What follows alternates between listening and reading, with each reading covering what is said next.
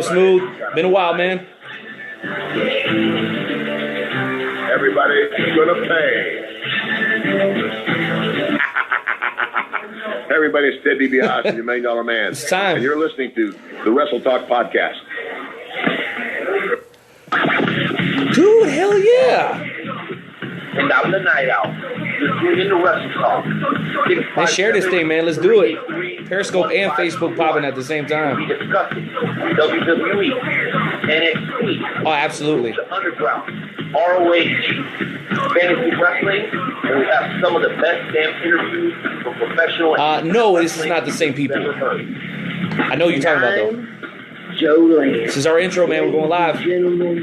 WrestleTalkPodcast.com, man. I apprate you guys tuning in. We're live on Periscope and on Facebook, man. Tap the screen for you, boy. Share this thing, man. Let's do it. 5, 4, 3, 2, 1. Enjoy the ride. Hello, ladies and gentlemen. Hello. It is 8:01. It's Wednesday night. That means one thing only, ladies and gentlemen. It is time for the Wrestle Talk Podcast with Joe and Rene. And boy, what a show that we got going on tonight. I got NXT playing in the background. I got a Monster Energy drink. I got beer chilling in the freezer so I can have some later. Was Rumble? On. But let's go ahead. Someone unexpected. I'll share that with you in just a second. The man with the master plan. The man that needs no introduction. The Night Owl. What's going on, my friend?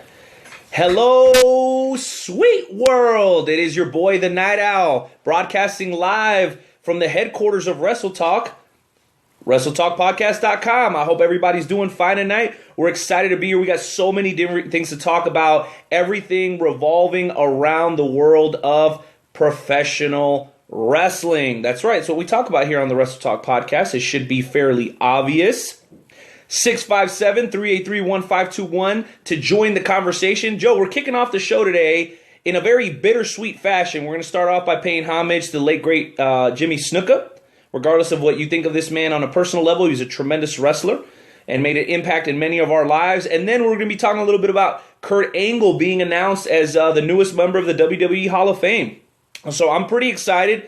I'm happy, but I'm also sad at the same time, if you kind of catch where I'm coming from. Absolutely. Yeah. Absolutely. Are you feeling the same way, maybe?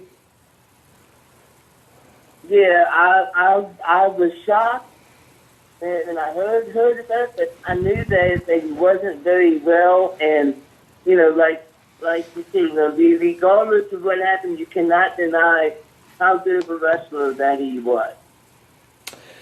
Yeah, absolutely. I mean, we all remember the very memorable jump off the top of the cage. I mean, he had a bunch of great matches, some that people don't even know he had. I mean, he had one against Shawn Michaels that I don't think a whole lot of people got to see.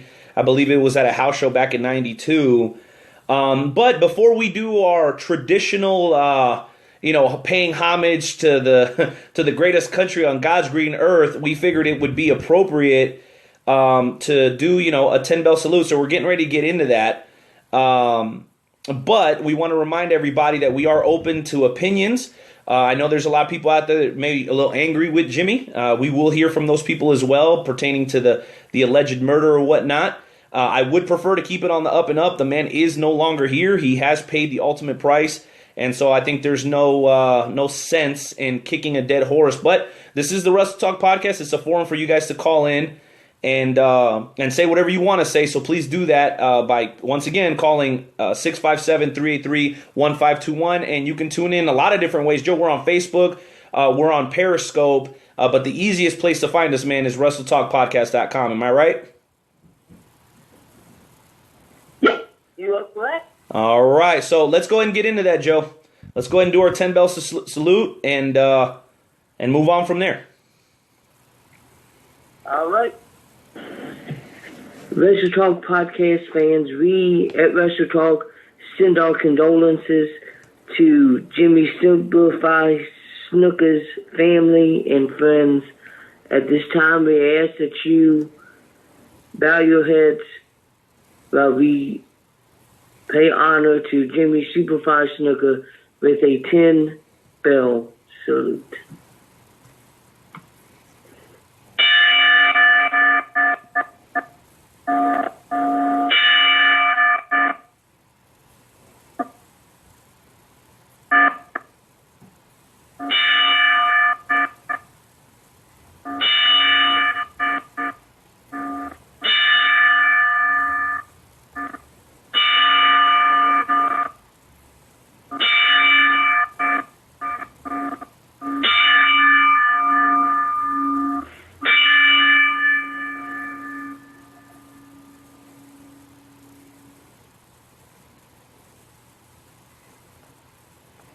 May you rest in peace, Jimmy Snuka. May he rest in peace. I'm actually ready to do a shooting shot right now because without fail, there's always some idiot on Periscope that wants to say wrestling is fake. Yeah, we'll get into that here in about 45 minutes. But in order to properly kick off the show, we're gonna get into what we always do about this time, Nightmare Jones, and in order to lighten the mood, I think this would be a good thing to do, is pay homage to the greatest country on God's green earth, America, damn it.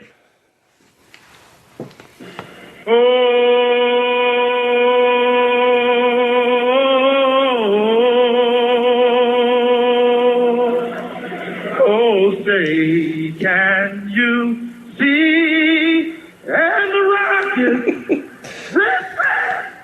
Uh-oh. I'll make up for it now. Oh, the land of the free.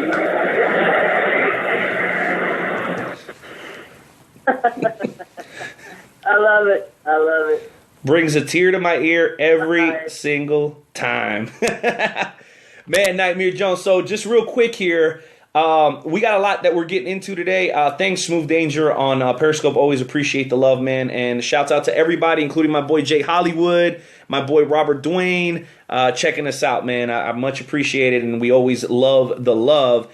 But yeah, man, today, started off with the 10-bell salute. We're going to bring in our resident blogger, Brandis, one of our 2 resident bloggers. Scott Kessler of Creative Threat Films is also one of our bloggers. And then we're going to talk a little bit of Jimmy, and we're going to talk a little bit of Kurt Angle, maybe even a little Royal Rumble if you guys have some questions or whatnot. And then at the half-hour mark, we're going to be talking to a local wrestling superstar here in the Midwest out of Chicago, same place that Animal is from, of all places, Chicago, Illinois' very own, the Shogun Chris Logan. It should be a lot of fun getting to know him. I know he's done a lot of work in the St. Louis area and in Chicago. So that's going to be a ton of fun for sure. We'll go into the break. Got a very special break song today. Coming back with the greatest fantasy wrestling group on the planet, the FWWC. Snippets of Truth with Big Daddy P. Get your prayer requests in right now. That's right, man. We take about 5 minutes every show to lift up some prayers, good vibes or whatever, just to try to, help people through a difficult time, because we all know as much as we love wrestling, it is an escape from the real world. And then last but most definitely not least, our featured guest of the evening, WCW legendary manager Sonny Oono will be joining us tonight, man. So really jam-packed show. Without a doubt, going to be a great one as we rev up for next week's show, where we're going to have on our friend Matt Light from Pittsburgh, the next mayor of Pittsburgh comedian, along with Rob Van Dam. So it's going to be incredible, Joe. So without further ado, let's go and hit her music. Let's get right into the high spot segment with Joe, Rene, and Miss Outlaw. Over here, still dancing with your demon. The Onno will to fight. We're all that wrong and right. Where we don't need a reason. They jump up down the nation. Be like just the way you was your time. Hello, Miss Outlaw. How are you? Hey, you guys. What's going on? What up, what up? I have been good. I have been very good. I've got to say, it's been very eye-opening these past these past 2 weeks in the wrestling world. Hey, Jay Hollywood. I say. What do you want that prayer request to be about? If you don't mind, shoot me a DM. You guys know my love for, of course, Appreciate that. NWL. And last Thursday, I actually, the whole battle between Casey and St. Louis and blah, blah, blah. But I actually had the opportunity to go to St. Louis for the first time ever. And I gotta say, St. Louis might be, right up there with KC and one of my favorite cities. Hey, we got nothing but love for St. Louis. Joe, you've had a chance to go out there, man. Your thoughts on St. Louis when you made your way out there? I actually like St. Louis. St. Louis is awesome. It's the first time I've ever been out there, and I would definitely go there and travel to there again. Definitely. I like St. Louis. Yeah, St. Louis is a great town. Yeah, and definitely a great city. Yeah, it was definitely a great town. We have a bunch of wonderful friends out there. I can't even start to name everybody, but I mean, Jim Young of Dynamo Pro Wrestling. Obviously, Luke Roberts is also part of that promotion. We had some good friends, Herb Simmons out of South Broadway, who we didn't get a chance to see that day. But, I mean, I could just go on and on. Travis Cook is a great guy. He's been really great to the show. And all the guys that were at the NWL show, I mean, I got a chance to meet Michael Elgin for the first time out there. Rick Maverick, who will be wrestling here pretty soon at GWF in Kansas City, Kansas, will be out here as well, or was there as well. And, we always enjoy having him, be a part of the Wrestle Talk family or whatnot. I was sad. What was that? That I didn't get to see him. Yeah, I know. You know what? He was there with his lovely bride, and he's a great guy. But I will say this: when he makes his appearance for GWF for the first time, he's going to get slaughtered by the Spider Assassin. That's just a personal, a personal opinion. But I've seen both of them wrestle, and I think Rick Maverick, for as good as he is going to get caught up in a suplex cyclone. I mean, that's just really how I feel about it. You think?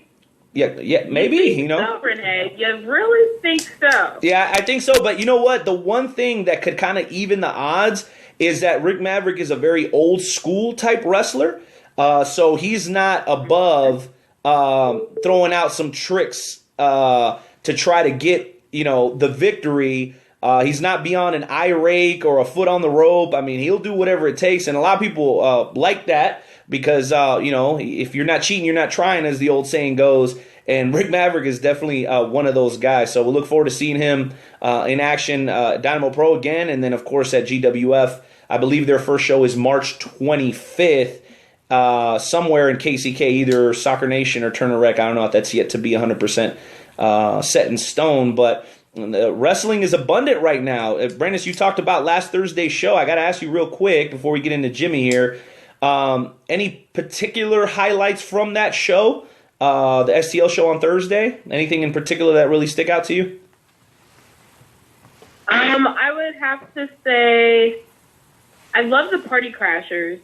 The Party Crashers was really good. You mean those two drunk idiots? Yeah! I like them. They're down to party. You don't see that a lot anymore. You don't see tag teams who are always wanting to party. You always see, like, the brooding kind of tag teams, But I'm excited. I'm really, really hopeful for the tag team division because you don't see a lot of the characters that they... like the personas, the gimmicks that they have coming out. So the Party Crashers, I'm excited for. Soldiers, I'm excited for. Which, if you guys haven't noticed, like, apparently Neon is, like, out because of that huge, nasty fall that the Underground gave them. And that was like, that was not a good call. I don't know why. I believe it was Adam Ryan who did that. I don't know why he had to, like, push Neon as formally as you guys out there know as Justin Dier. So he went to the doctor and just waiting on some results back. But so hopefully he'll be ready to come back in action and face the Underground in a rematch. But the whole show was phenomenal. I really liked it. I love. I mean, like, I cannot stress enough how much I love that video board. Yeah, it's pretty dope. That video board is like my favorite thing besides like the wrestlers. Like, that video board should get an award or something like that. Well, it definitely makes Major Baisden's PowerPoint presentations just stand out that much more. I do have to shout out a guy who's actually checking us out through who's checking us out through Facebook Live. I'm sorry, I'm trying to multitask here. Jason Chaos, a guy that we got familiar with at Dynamo Pro about a year ago, part of the Midnight Society over at Dynamo. I saw him at that show, and then I had to also shout out our homeboy Jackal from Dynamo, who was out there as well, because he's a great guy, a little bit smaller in stature, but just a flat-out kick-ass dude. And did I mention I got to meet Michael Elgin? That was super cool, man. He was about that. super nice. You guys... Yeah, that was crazy. I saw pictures on Facebook, and one of my friends said that they were there, and when you saw Michael Elgin, like, you turned into like one of those like fangirls, and you were jumping up and down and was like really excited. Hey, listen here. If that's the kind of guy you call friend, then I don't know, you know. Oh, my goodness. I think I know who you're talking about. Yes, I was very excited to meet Michael Elgin. I mean, let's just be honest. About a week before that, I was watching Wrestle Kingdom 11, and Michael Elgin, nobody's talking about this. Everybody's talking about the Omega Okada match, which was fantastic. But that Battle Royal was fantastic, and our guy from the best place in the whole wide world, the Midwest, was the winner. So, when you get a chance to meet a guy that's coming off of a trip like that, you definitely want to pay your respects. I was very excited, and it's funny enough, the conversation went right into food, which shouldn't surprise anybody because I was involved. So I asked him, I was like, hey, man, I'm just curious. I'm like, what's the buffet spread for you guys out in Japan? And and I go, do they like serve y'all sushi and stuff? He's like, nah, oddly enough, he's like, they're trying to stuff us full of American food, pizza, hot dogs, barbecue. And he's looking at me like, dude, he's like, we want their food. We want to eat sushi and all that kind of stuff. So I'm telling you, I was like, Michael Elgin, bro, you're the man. Like, you're trying to feed you hot dogs, bro. I'm like, Asian hot dogs are already kind of suspect in my book. Sorry if that sounds a little racist, but I'm just like, whoa, give me some sushi if I'm in Japan. And now that we're talking about Michael Elgin, I got to say this, Glory Pro, they got huge things going on. I mean, just think about it. I can rattle this off here just in my mind just a few seconds with SICW, with Glory Pro, with NWL, GWF, KCX. I mean, if you're in this part of the country and you're a wrestling fan, this, without a shadow of a doubt, is the best time to be alive. There is so much wrestling right now. It is just insane. And by the way, anybody who knows me, I'm the least racist guy on the whole wide world. So if I make a joke about you, just know I've heard about 1,000 beaner jokes. So no one take offense, please. It's just a joke, dang it. It's internet radio. Or do I need to change your diapers? Or do I need to change your diapers? The big question is, with all this talking that you did with Michael Elgin, did you at least, try to convince him to maybe come on to the podcast? Bro, he's coming on the show. It's a done deal. It's a racist. Come on, give me a break, Jay Hollywood. I was just joking, dog. Yeah. Michael Elgin is coming on the show. That breaking news thing. Yeah. We'll hit that. Doo-doo-doo. Breaking news: Rene is a racist. Breaking news here on the Wrestle Talk Podcast with the Night Owl, Nightmare Jones, and Miss Outlaw. Rene is a racist, and Michael Elgin's coming on the show soon. Oh, I love it. So listen, guys, we're having a lot of fun here, obviously, because that's what wrestling does for us. It gets us very, very excited, and we're obviously happy to be doing this because it's a dream of ours to talk wrestling and to be a part of the wrestling business. So I would encourage everybody to make sure that you support your local independent promotion. I know that GWF's got tickets for sale right now. NWO's got tickets for sale. Their show's this upcoming Saturday. The Howlets are going to be there. The promo they dropped was insane. I saw them before they joined NWO. They were crazy. They used to be known as the Left Coast Gorillas. Dynamo Pro will be back in action in a matter of no time. Glory Pro is going to be kicking ass this whole year. SICW's got it going on. I mean, our boys over at MMWA have got it go. I mean, I could just go on and on and on, but support your local independent wrestling promotion, because a lot of these guys end up going to the big show and being a big deal, like Ryan Drago, who is now Simon Gotch in WWE. Adam Pearce used to work Metro Pro. Now he's the head trainer over at the Performance Center for NXT. So yeah, man, make it out. Some shows are $5. Some shows are 10, some are 15, some of them even go up to 40, so it's really there to fit your budget. And we found out about this new promotion out in Wichita. I think it's called XWE. Brandis, real quick, is that what it's called? Or is it in Salina? Help me out here real quick. That's out in Salina, Kansas, called XWE. So everybody out there that's living on the Kansas side, just definitely check it out. Looks really fun. They have a lot of tickets are affordable. They have a lot of times their guests are even some of past really well known WWE superstars. So right, no doubt. I know that we're hopefully one of these days we're going to be able to have some of the guests come on and talk some wrestling with us on the show. So no doubt. Check that out. You guys know we even have connections up in Canada. Our buddy Danny Duggan with CWE, they've got a lot of great stuff going on. In February, they've got this huge convention that they're doing with a bunch of legends. Bobby Eaton's going to be there. Howard Finkel's going to be there. Paul Orndorfer's going to be there. So make sure you guys check out CWE up in Canada. We've got that loop in with them. And then, of course, Cape Championship Wrestling just broke the news, I believe, yesterday that Davey Vega of the Blood Brothers NWSTL and formerly of Anarchy is going to be wrestling one Joey Ryan. That's right, that nasty, perverted dude that pulls lollipops out of his trunks. That's the dude. I like him. Right. And hey, what's up, Derek? Thanks for checking us out live on Facebook Live. And also the monster Matanza from Lucha Underground is going to be there as well. So, I mean, like I said, if you're in this area, if you're over on, I know MCW's got it going on over in your area, Joe. It's just incredible, and I keep saying the same thing over and over, how blessed we are to be fans right now because of just this endless access that we have to so much wonderful wrestling. Now, with that being said, I want to get your guys' thoughts here briefly because I want to play a short interview by the Honky Tonk Man that happened just a couple of years ago where he's talking about Snuka.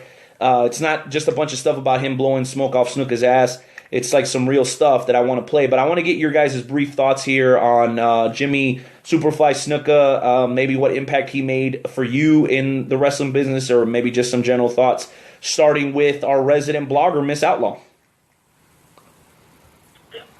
I really, honestly, haven't watched a lot of the old school matches, but I do know that it is a very tremendous loss, and I know that he, like many, many, many other legends that have came before. To all our friends watching on Periscope and Facebook Live, just want to thank you guys for being here. Truly appreciate it. You guys get a true in-depth look at how it is that we do this show. If you guys could tap the screen, I would appreciate it. If you could share this, I would greatly appreciate it, man. We do this for the fans, and I want to definitely encourage everybody to call in and interact with us, man. We're going to be talking to the Shogun here in just a few minutes. You can do that by dialing 657-383-1521, or you can check us out later on at WrestleTalkPodcast.com. Thank you all very much. All right, well, appreciate those thoughts there, Brandis. Joe, same question to you, man. Any thoughts that you care to share about Superfly?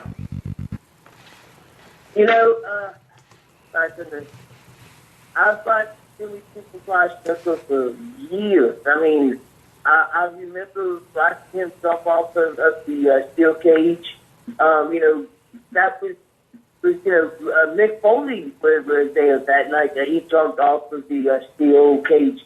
I met Jimmy Snuka at a wrestling event when I was a young kid, and it was a great honor to meet him. Everybody that has met him and spent time with him tells about, how great that of a guy he is. Of course, he had his demons, as we always do, and he may have made some mistakes, but the things that he did inside of the ring are just amazing, and it's something that will never be forgotten.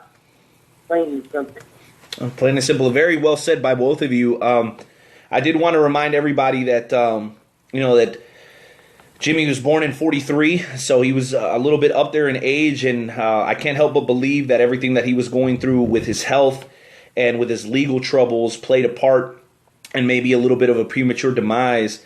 But what I can tell you is that this is a guy that made an impact in the wrestling world for forever. I don't know if he was the very, very first guy ever, but I know that he was one of the first guys from the islands with that kind of semi-Samoan background or whatnot to make a big impact in professional wrestling, as far as I know, on the big stage. So, I think, without Jimmy Superfly Snuka, we would never have had Roman Reigns. We've never had, which some of you I'm sure would be thrilled about us never having him, but I mean, that also ties into, Rishiki, that ties into The Rock, that ties into Umaga, that ties into Yokozuna, it ties into all those guys. So, I mean, for as much or as little as you know about Jimmy Snuka, one thing that you've got to remember about James Wiley Smith is that that he paved the road. He paved the road for a lot of these guys that are at the very top of the game today to do what they are doing, and for that we owe him our respect. Can we agree on that, guys? Definitely. Definitely. And also we have to mention that he is the father of Tamika, or I should say Tamina Snuka, who is also part of the WWE, who we haven't seen in a while. I'm a big fan of her, but we haven't seen her a whole lot. And thanks, Jay Hollywood, Peter Maivia was a little bit before Jimmy there. So let's go ahead and get right into it. We got about 4 minutes. That's how long this clip is. We're going to play a short clip of what, Joe? Enlighten our listeners here on what they're about to hear. It is going to be the Honky Tonk Man talking about Jimmy Snuka, reminiscing about the times that he wrestled Jimmy Snuka and, some of the interactions he had. It's going to be about 4 minutes thing, so it'll be about 4 minutes long. Just letting everybody know. So, here we go. Let's do it.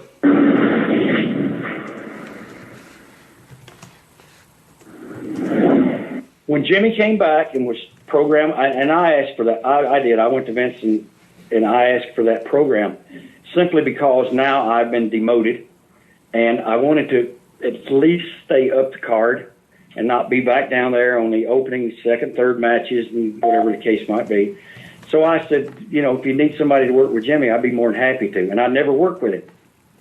And he was very much like Ricky Steamboat in the ring. Very, very gentle, good high spots, good, slow, deliberate 20, 30-minute matches. Was his demons bothering him? At that point, him and the Warrior were together, and they were riding and working out, and Jimmy was in great shape. Whatever he did away from the building, I never knew.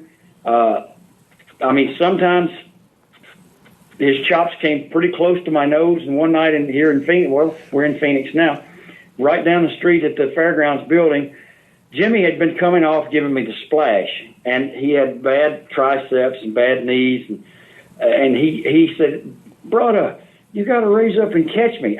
I got a torn pec, Jimmy. My pec's hanging down here. I mean, I can't even swim. I can't even lift my babies and roll over in bed without doing like this. So I said, "I can't catch you." So every time he came off, the back of my head would hit. Oh, and I had the worst headache coming into Phoenix. It had been 4 days. My head was pounding. I was taking codeine pills. I was taking anything. And my head, now I know what a concussion feels like. My head was pounding. We go out, we have the match. The ending of the match is going to be Jimmy's going to do the leapfrog. I hit the ropes, come back. He drops down. Yeah. Gives me the chop. I take a bump. Picks me up. Gives me the slam. Anyway, hit me right across the nose. Whap. Now the blood's pouring out of both nostrils. Picks me up, slams me. My head is pounding. The blood is gushing out. He slams me, comes off. Splash. I don't even move. I just lay there. Knocked the breath out of me. The referee was Earl Hebner. He said, he came back to the locker room. It's the first time I ever saw my little son cry. He was crying, taking off my boots because the blood was just pouring. And Earl Hebner came back to the locker room. He said, dang, it looked like somebody stomped a tomato out there. Because when Jimmy hit me, the blood just went. But I had to call the office after that. The next day, we're going to Minneapolis. And I called Vince, and I said, Vince, I'm not refusing to finish because I knew back then my time was limited. But if I refused, they would just fire me. I said, Vince, I'm not refusing to do the finish, but if there's any way that we can do something else. Jimmy does a great headbutt, and it won't hurt him, and it's really good. And I just with the pec till my pec gets better to splash on me. It's really hurting me. And he said, sure, there's a million finishes. Did you ever hear the story of Circus supposedly killing you? Heard that story. It circulated around the wrestling world for years, and nothing ever happened on it. I think she might have stumbled and fell off the balcony or something. And I don't think Jimmy had anything to do with that. I don't believe that at all. I know Jimmy too well. I know he's not that kind of person. And you mentioned how was it working with him? Well, we went down to the sea towns on the small clubs and small wrestling shows, but we sold him out because Jimmy had been a big star there. But Jimmy had walked out on Vince, and Vince's punishment was to bring him back. He did put him over me, but he was headlining C shows, which gave me C show money, not as good as B show money, not as good as A show, but a really good living. For that 4 or 5 months I was with him, then he passed Jimmy up to Mr. Perfect, and then Jimmy got beat every night by Mr. Perfect. And you mentioned... And there you go, ladies and gentlemen. That was the honky tonk man's thoughts about Jimmy Superfly Snuka. So what do you think about that, Rene? Well, I actually thought it was a great interview, and as we were searching for kind of what to share with the fans, there was a lot of stuff where it was just like, oh, Jimmy was a great guy and this and that. I figured that who better than the Honky Tonk Man, which I was fortunate enough to meet him at the very last ever Metro Pro Wrestling show. Great guy, real humble, hardworking dude, real funny. I figured that he'd be a great guy to tell that story, and he did. And you guys heard what he said. I mean, he knew Jimmy. He worked with Jimmy for a long time. And, from his perspective, he just didn't see Jimmy doing something like that because it was just it just wasn't part of his character. And I know, we all do crazy things and make big mistakes, but, according to him, it just didn't seem like him at all to do something like that. But I guess at this point, it's all water under the bridge. Jimmy Superfly Snuka is no longer with us. He's left a legacy that we're going to remember for a very, very long time. I know that I'm going to take the time to turn on the WWE Network at some point and sit with my kids, my girls, and my boy, and tell them who Jimmy Superfly Snuka is, because he looks a lot like us. He's a dark-skinned guy, not Mexican, but Polynesian. And so that just be another example of don't ever let your complexion or your background hinder whatever your dreams are, because if you work hard, you can pretty much accomplish anything. So much respect to him. I'm glad we were able to do the 10-bell salute. And, man, I'd love to have Honky on the show, dude. He's a fantastic storyteller, and be kind of a dream come true to be able to talk to the Honky Talk Man. So, those are my thoughts on it. Joe, briefly, I know we've got the Shogun ready to go. What did you think? Oh, I thought that it was a great interview. It was he was telling stories about how he wrestled Jimmy Snuka, and it just told about what kind of wrestler that Jimmy Snuka was. And it was a really, really good interview. And after the show, I'm going to go back and I'm going to listen to the full thing just so I can hear everything the Honky Tonk has to say. And I'm sure he talks about more than just Jimmy Snuka, so I want to hear the whole interview. Yeah, he does. Yeah, I highly recommend that you guys do that. And we're going to share that on the Wrestle Talk podcast with Joe and Rene fan page on Facebook, so you guys be on the lookout for that. But listen, without further ado, guys, it's time to bring on our very first featured guest of the evening. a guy that you're probably all familiar with if you've been a wrestling fan of or independent wrestling fan here in the Midwest for any amount of time. He's a guy that's hailing from Chicago, Illinois, a man who's been in the business for 8 years now. He's been a champion in many, many different promotions. And most recently, we saw him at Dynamo Pro Wrestling, where he wrestled with Eric Allen in Eric Allen's very last match. Ladies and gentlemen, welcome to the show for the very first time, the Shogun Chris Logan. What's up? Thank you. Great. Thank you for a great introduction. I appreciate that. Thank you. Yeah, hey, no problem, Chris. You deserve it, man. You're a hardworking guy. We're big fans of what we've seen you do so far, and it's an honor to have you, man. Thanks for making time for us. No, I appreciate you guys. To me, it's an honor for you guys to take the time to actually want to interview me. For me, that means a lot. It shows that I'm doing something right out here in my career, and for people to take notice, those little things mean a lot to me. Hey, no doubt. Well, listen, your resume speaks for itself, man. I mean, you've been all over the place. As I mentioned before, you've been champion in a lot of different companies. You've been WCP Tag Champ, WCP Intercity Champ. You've been with JPW, MECW. As a tag champ with our boy, with our homie, Shorty Biggs. We love us some Shorty Biggs here on the Wrestle Talk Podcast, man. And I could keep going on and on and on, but I know you were on hold, and I know you were listening. Man, Superfly, gone at age 73, man. Any thoughts you would like to share on maybe what kind of impact he had on your career? Do you remember him, maybe seeing him growing up? Or I mean, Jimmy Fly Snippets. I mean, who hasn't seen him? He was an inspiration on certain levels of wrestling. Big guy, but can be a high flyer, which was very impressive. I mean, to be as big as he was, very muscular, where he can still fly around the ring, to me that was amazing. I do a lot of those type of moves. With me being a bigger guy, I do a lot of flying. And the reason being because I want to show my agility. And this same thing as Jimmy Fly Snooker. It's unfortunate that he had to go. That's life, though. I mean, it's a circle of life. You want to say, you want to quote, not lying thing. But he's going to impact all of us. And I think he's going to impact many guys from here on out. And like you said, going to WWE Network and then boom, type in Jimmy Fly Snook and all the stuff that's going to be there just for you to watch and to enjoy. So at least we got the memories of him, and that's what's going to carry on.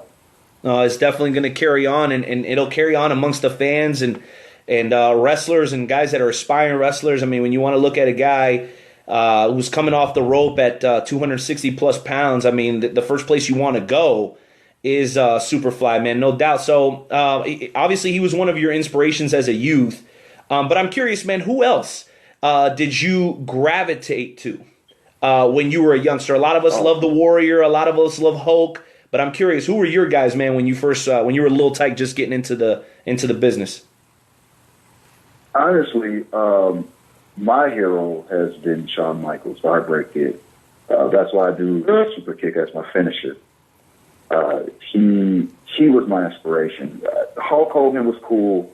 I mean, I remember I was a kid and I used to watch Hulk Hogan. Everything was cool. I thought Ultimate Warrior was stuff. Those guys were cool. But Shawn Michaels to me was an innovator when he broke in on the scene. He left the Rockets. I still remember when I was a kid and I saw him super kick his partner, Marty Jannetty. Oh, that was so bad.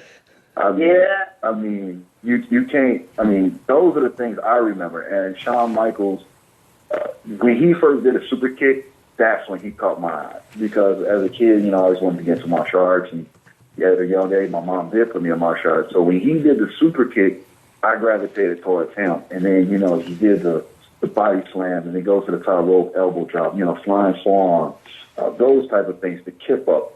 Those moves I really bring into my repertoire. And then it gravitated from Shawn Michaels to The Rock, from The Rock to Rob Van Dam, from Rob Van Dam to Kurt Angle. Those are the guys. And actually, another guy who's just, when I broke into the business, I used to watch a lot with Davey Richards. I actually had a chance to be in the ring with him at one time. Those are the guys actually I gravitated towards, especially Kurt Angle as I got older, because I started enjoying the technical wrestling. It wasn't about the catch as catch stand. I can't pronounce right now. Just at the gym. It's all right. Style. But The Rock. But I really loved The Rock as a child because as I was growing up, because The Rock was so great on the mic, and another big man who was very agile, very fast, and could do so many moves in the ring. So those are the people I gravitated towards. But Shawn Michaels definitely my hero.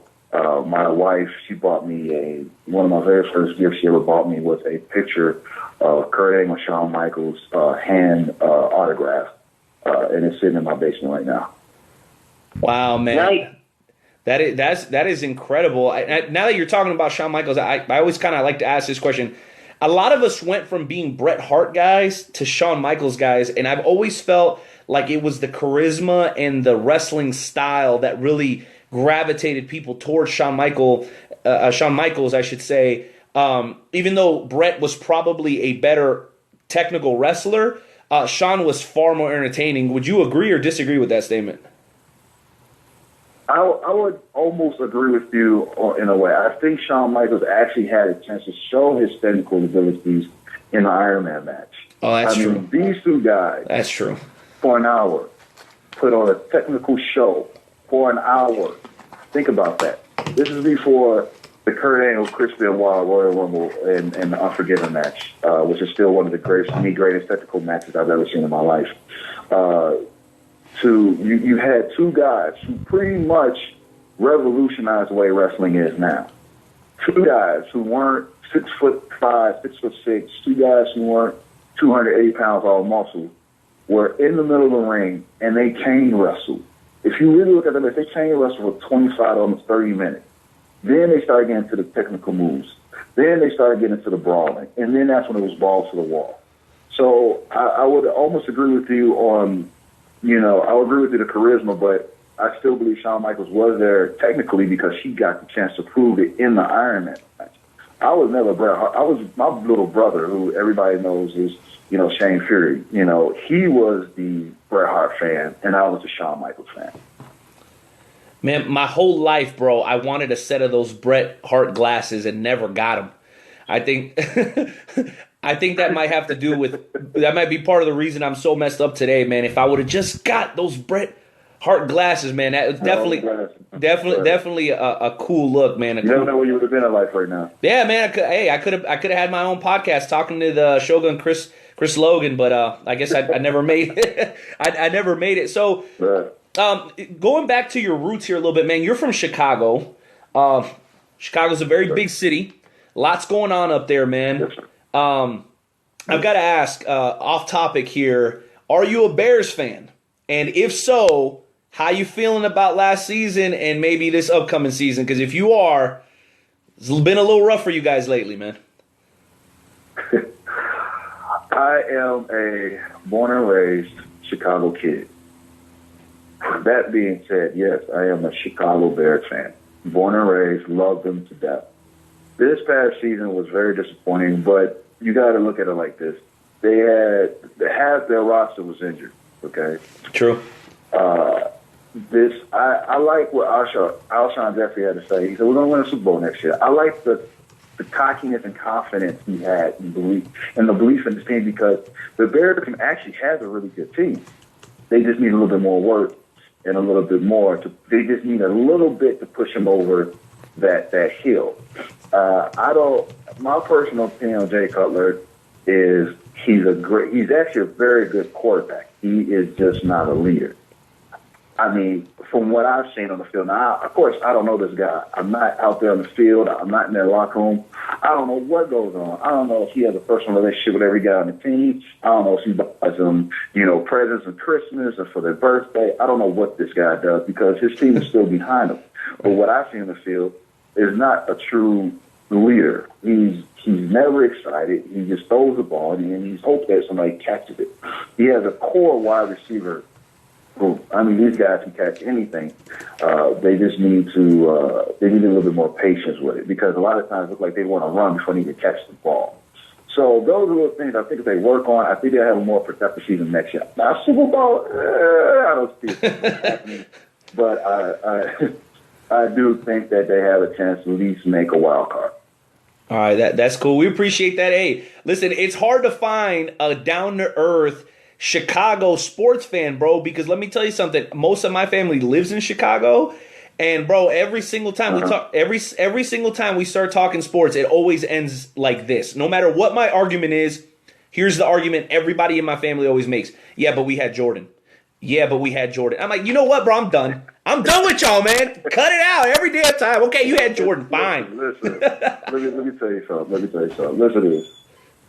My first sport growing up was basketball. Before any professional wrestling, before karate, before jiu-jitsu, before all that stuff, my sport was basketball. I actually had a chance to play Division I basketball if I never, ever messed up my grades. Okay? Yeah, we had Jordan, but we also had Pippen. We had Rodman. We had Cartwright. We had Horace Grant. We had Will Perdue. Kukoc. We had Kukoc. We had B.J. Armstrong. We had Craig Hodges. We had a core group of guys. Everybody can say we had Jordan. Jordan was, is to me, the greatest basketball player of all time. But Jordan needed a solid team. Look at it like this. He didn't win no championships until he had that solid team. As soon as he left the Bulls, and I mean, if the Bulls would have stayed together, I still believe they would have had one more championship run because Jordan and Pippen were still in great shape even at their age. Yeah, they were. But once they split up from each other, they weren't producing like they used to because they didn't have that core that they needed. So, yeah, we can go on and on and on. We had Jordan. So what? Without his group of guys, Jordan would never. Jordan would have been a great player, but I don't think he would have plateaued the way he had. Yeah, and you know what? I agree with you there. Not to stay too far off topic here, but I think Rodman is probably one of the greatest defensive players of all time. Scottie Pippen, top 50 player of all time, and Steve Kerr, probably the greatest three-point shooter of all time. Now coaching the next greatest three-point shooter of all time is Stephen Curry. So I just had to ask you that, man, because when you have a Chicago guy on and you don't ask about Chicago sports, he's likely not to do the show again. So I figure. And then one last question: Are you a Cubs or a Sox guy? Okay, I'm gonna put it like this. And Chicago people, you gotta be from one or the other. I'm a Chicago fan. I love both teams. Both. I had the pleasure of working the Chicago Cubs. I don't know if a lot of people know this, but I am a Chicago police officer during the day. Very cool. So I got to work a lot of overtime for Chicago Cubs, and I got to work the World Series game, the last game. I was in the middle of the street when they won. I was high-fiving the fans. Crazy. And then I was there for the rally. But I heard so much "Go Cubs Go." If I heard that song one more time, somebody's going to get Oh, my goodness. But to have a Trayvon Martin situation up in here, okay, we gotta make sure we get off this topic before. Well, and listen, you know what? And I've gone really off topic here, but I have to say this: there was a report that came out like a week ago, identifying the Chicago Police Department as probably one of the the most malicious police departments in the country, and I've been to Chicago many times, and we're talking to a Chicago police officer right now. So, ladies and gentlemen, do not let the headlines throw you for a loop. Get to know these people, hardworking, wonderful people that have a tremendously difficult job. I mean, not that we need to go off on a tangent here. I'm glad you said that. No, dude, no, listen, I live in Kansas City. There's some rough patches here. The rough patches in Chicago, man, are about the size of all of Kansas City put together. So, got to give these guys a break, man. They got a tremendously difficult job. They literally do put their life on the line every single time they put on that uniform. Very much like when you put on your wrestling uniform, Chris, because from what I understand, down at Pro Wrestling Blitz, you got a pretty serious feud going with Russ Jones. So we're going to let you kind of tell your side of the story here, because I understand there was some burning of eyes going on in this situation. It got pretty crazy from what I understand. Yeah, we had a situation. For a year, I was the Pro Wrestling Blitz No Limits championship, and I was very proud of that championship. I worked my ass off for it. Excuse my language, but that's how I felt. I was very passionate about it. Worked my butt off. Big match at WrestleFest. WrestleFest is our biggest show of the year. I got to hand it to the promoter, Tony Scarpone. He is a great promoter. He brings in great talent for all the guys to wrestle and also for the fans. I mean, he always brings in WWE legends. I mean, one year we had the whole NWO. One year we had DX. He brings in top-notch guys, and every one of them are cool.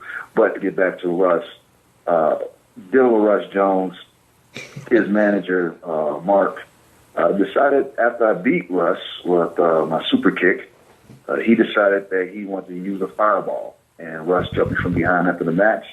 And Mr. Mark wanted to light my eye on fire with a fireball. It was pretty bad. Bro, weren't you out of commission for 4 months after that? Didn't you miss like 4 months after that? Yeah, I was actually out for 4 months. It was pretty bad, but I think I needed that. This part is about to be a shoot. I needed that. For a while, I was actually getting tired of wrestling. I was getting bored of it. I wasn't getting the same thrill I was getting 5 years ago when it came to wrestling, even a couple years ago. So the thrill was leaving. I wasn't elevated to where I thought I should, and I felt that the burning was a blessing and a curse at the same time, because I got to sit back and reflect. And in those 4 months, I got to sit at home. I got to talk to the wife about what I wanted to do with my career. And she was like, "This is your love." And she's like, I totally agree with her. And I had depression for a while. I had that's the truth. I'm not lying about that. I went through a moment of a dark time, and I don't want to be like the Shawn Michaels. I lost my smile, but that's what happened for a while. And one day, a month before the last show I was at, something kicked in. And it kicked in, and I woke up, and I yelled at myself and said, "Shogun, this is not you. This is not who you are. Wake the hell up and let's go. Keep moving forward." And I hit the gym hard again, started working out really hard again, and got back in the ring, practiced, got my bearings back, and then made my debut back at Pro Wrestling Blitz at their last show at King of Blitz. The Carly benefit. Carly is girlfriend of Vic Capri. Right now she's fighting Lyme disease, and they did a benefit show for her, and it just happened to be the King of Blitz show. And I had the honor and privilege of being there, and somehow, some way, I pulled it out, and I became the first, this to me again, the first two-time King of Blitz.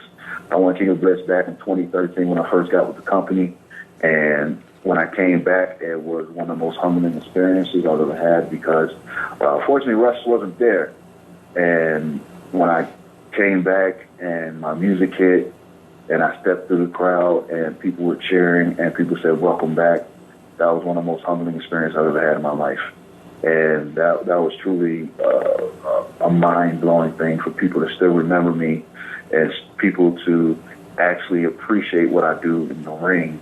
Because after the match, many people came up and said, "We love that you're back. Thank God you're back. You're back." And that meant so much to me. And people understand what that does for me personally. Because, like you said, being a police officer and the things I deal with on a regular basis, most of the times I'm getting F the police and S12, and we don't like you, and you're not human, and you don't do. And after a while, that stuff starts bothering.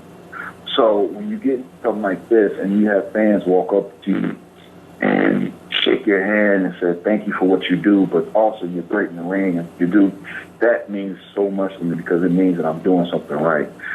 And then when I became the King of Blitz, when I threw the Pro Wrestling Blitz champion, Aiden O'Shea, who was also TNA Impact Superstar, and I threw him over the top rope to win the King of Blitz, I think that set a new chain of events between me and Aiden, because he didn't like what I did to him. And I really don't care, because I'm a Shogun. You are the Shogun indeed, sir. My goodness. Go ahead, Joe. I know you had a couple questions you wanted to ask. I do. Now, earlier you said that you were a fan of Kurt Angle. What do you think of him getting inducted into the Hall of Fame this year for the WWE? Oh, man. Oh, it's about damn time. Kurt Angle has been gone away from home way too long. And sometimes people need that. And I get it. And I didn't understand it until I was on break for the 4 months. Sometimes you just need to be away. And with Kurt Angle coming home and it's the right time, I think that it's long overdue, and I'm very excited. I cannot wait for the Hall of Fame this year. Now, my question is, since Kurt Angle is back in the WWE, do you see him maybe being a surprise entrant in the Royal Rumble this year, and maybe having a match at WrestleMania? I would love for him. Actually, the Royal Rumble entrance will be cool. He'll get a great pop. No question, no doubt about it. I think a match at WrestleMania would be way better. I would love for him to wrestle, at WrestleMania against between two people, and that's either Brock Lesnar, Kurt Angle, or Kurt Angle and Shawn Michaels. I know people are begging for Shawn to have one more match, and I think him and Kurt Angle will still bring. I think they'll still bring the house down at their age. I still think they would blow it out the water. I can definitely feel you there, but I'm thinking that if he has a match at WrestleMania, I'm thinking that the WWE will more than likely have him going up against somebody like Rusev. Because, Rusev's like the anti-American, Kurt Angle is the American, so... But hopefully, I would love to see him go up against Shawn Michaels. So what are the other promotions that you work for? I know that's probably a big question because you probably work for... Oh, man. I work for, like you said, I work for many promotions.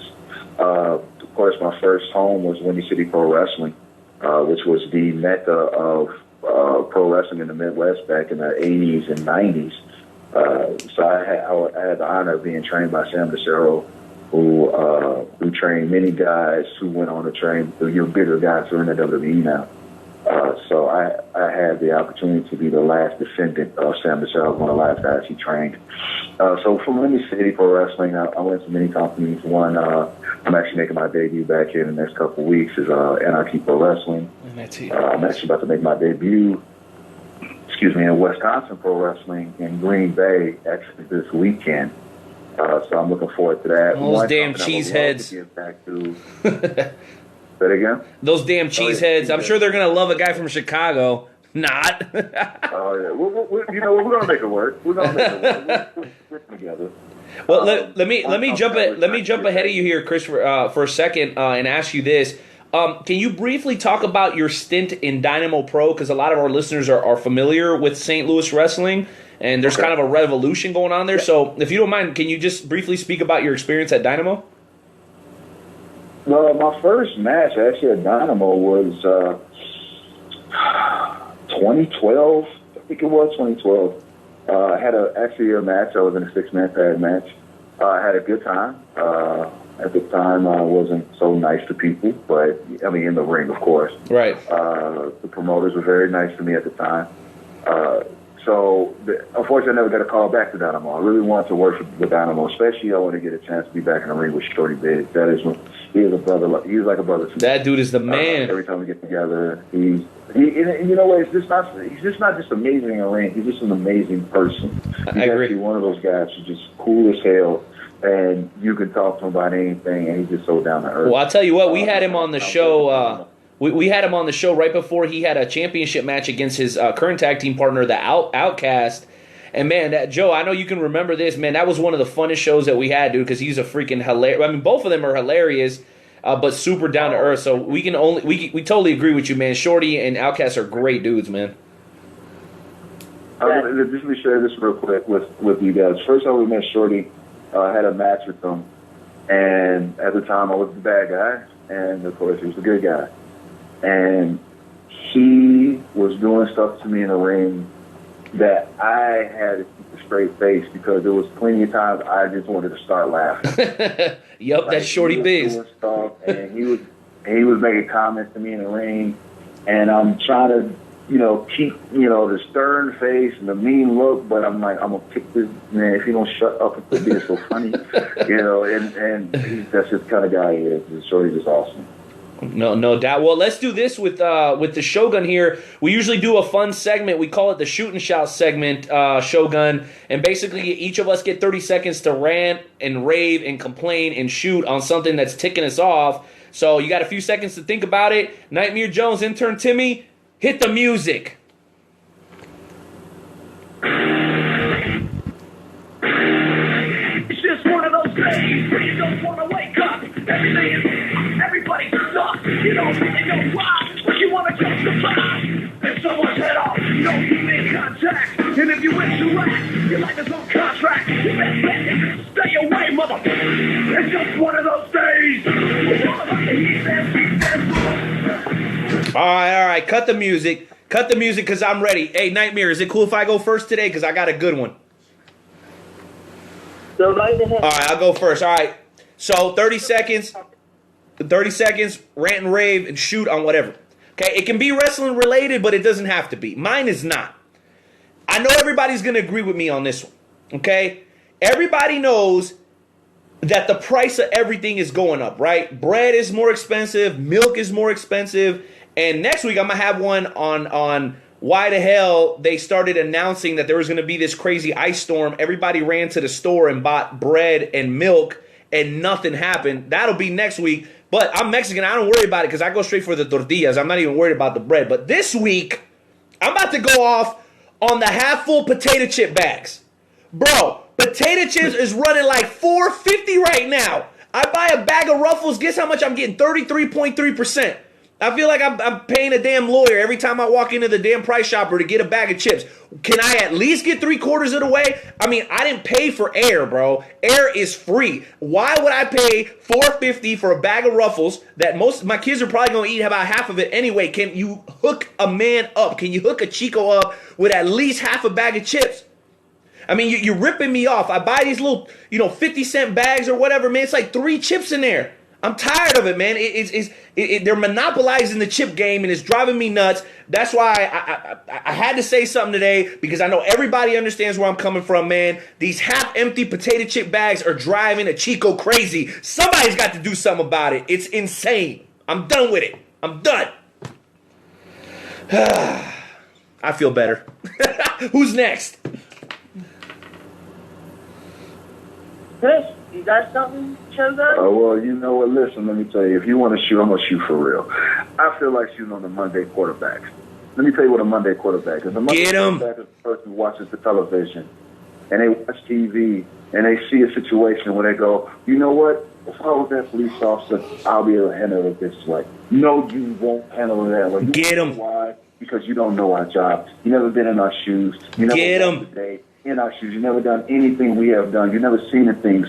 Do you think you'd be able to handle seeing a baby shot in the head? Do you think you'd be able to see a baby burnt? Do you think you'd be able to see an old man who was killed for nothing because he didn't have enough on him for the guy to rob? So you know what? He shot him twice in the back of the head. Get him. Could you handle that? Could you handle going to a house where there's no running water, no heat? There's 2 parents sitting there laying in bed, clothes is dirty. They have the babies with them, 3 kids, and then the landlord of the building want to kick them out. In the cold, negative 12 degrees. How would you handle that situation? Could you handle a situation when you walk up to a car and a person just start yelling at you for no reason because you are the police? How are you going to react? What you want to do is yell back because you're human, because we all are human. Would you remember that? Please, as you think, oh, this is how we handle situations. No, you will never know how to handle our situation. You will never know what to do until you go through our training. You can get all the training in the world, but I need people to remember one thing. I need you to remember, we are not robots. We are not put in the energy pod to get recharged, to be put back on the work the next day. We have families. We have friends. We are humans just like you. And that's what I got to say about you. Boom. My goodness. If I would have known my man was going to bust out the Louisville Slugger, I would have come a little harder than with the potato chip joint.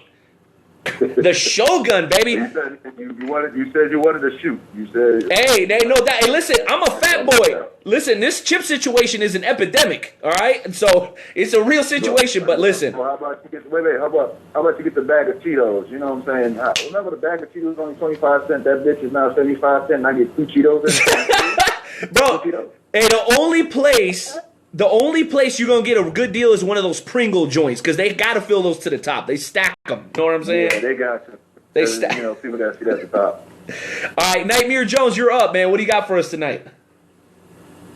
Oh my goodness, I do have something, and you had alluded to it a little bit earlier when you said that somebody had commented that wrestling was fake.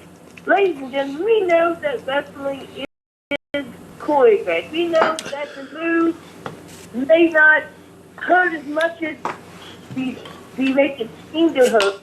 But ladies and gentlemen, unless you've been in the wrestling ring and you've taken a bump, you have no idea how much it hurts. Everybody thinks that wrestling rings that they are like trampolines underneath of them. No. Ladies and gentlemen, wrestling rings are made of steel and wood. There is a little bit of padding. A little bit. And when you fall, it hurts. If you don't land correctly, it hurts. And unless you've been in the ring, you have no idea how bad it hurts to take a bump in the wrestling ring. And you see wrestlers, they go up to Cactus Jack and ask him how fake wrestling is. Go up to Vader, ask him how fake wrestling is. It's not wrestling is fake because, ladies and gentlemen, it hurts. It hurts. Indeed, and nobody can speak to that more than the Shogun. Let me tell you something. The first time I got picked up and slammed in the ring, I was like, holy hell, this hurts. Yeah. And if people understand, to this day, you can ask my wife when I come home. I'm coming home and I'm stiff and I'm hurting, and she's like, "You okay?" And I'm like, "Hell no, those chops. If you get chopped, that hurt." And I can guarantee, if you ask any of my opponents who ever taken a kick from me in the chest, they will tell you it hurts. No doubt. Hey, Shogun, real quick here. We would love to have you back on the show sometime soon. We love having the Chi-Town represented here on the Wrestle Talk Podcast with Joe and Rene. You can find us at WrestleTalkPodcast.com. Do us a favor, man. Plug your social media, man. How can people keep up with the Shogun? If people want to keep up the Shogun, go ahead and follow me at Twitter, Shogun_Logan63. That's how you can find me on Twitter. And then also, if you want to find me on Instagram, just hit me up right there, Shogun_C.Logan. Shogun_C.Logan. That's where you're going to find me on Instagram. All right, that's it. Well, we appreciate you making some time for us tonight, sir. We look forward to having you back on in thank you. Maybe a couple of weeks or so, man. You be safe out there in them streets, all right, sir? No, thank you. I want to say once again, thank you very much for having me on the show. It means a lot to me that you guys wanted to take the time and interview me when you guys can probably interview many of the wrestlers. So I truly, truly appreciate it. Thank you, and I would love to come back on your show. Hey, we enjoyed it. You take it easy out there, man. Appreciate it. Shout out to Luke Roberts of Dynamo Pro for helping us set that interview up, man. Much, much love and support from him as always. Nightmare Jones, we're going to hit the break song for about 1 minute. Let's go ahead and get into it and come on back with the greatest fantasy wrestling group on the planet, the Fantasy Wrestling Worldwide Chapter. Hit the music, baby. The World Wrestling Federation, for over 50 years, the revolutionary force in sports entertainment. Super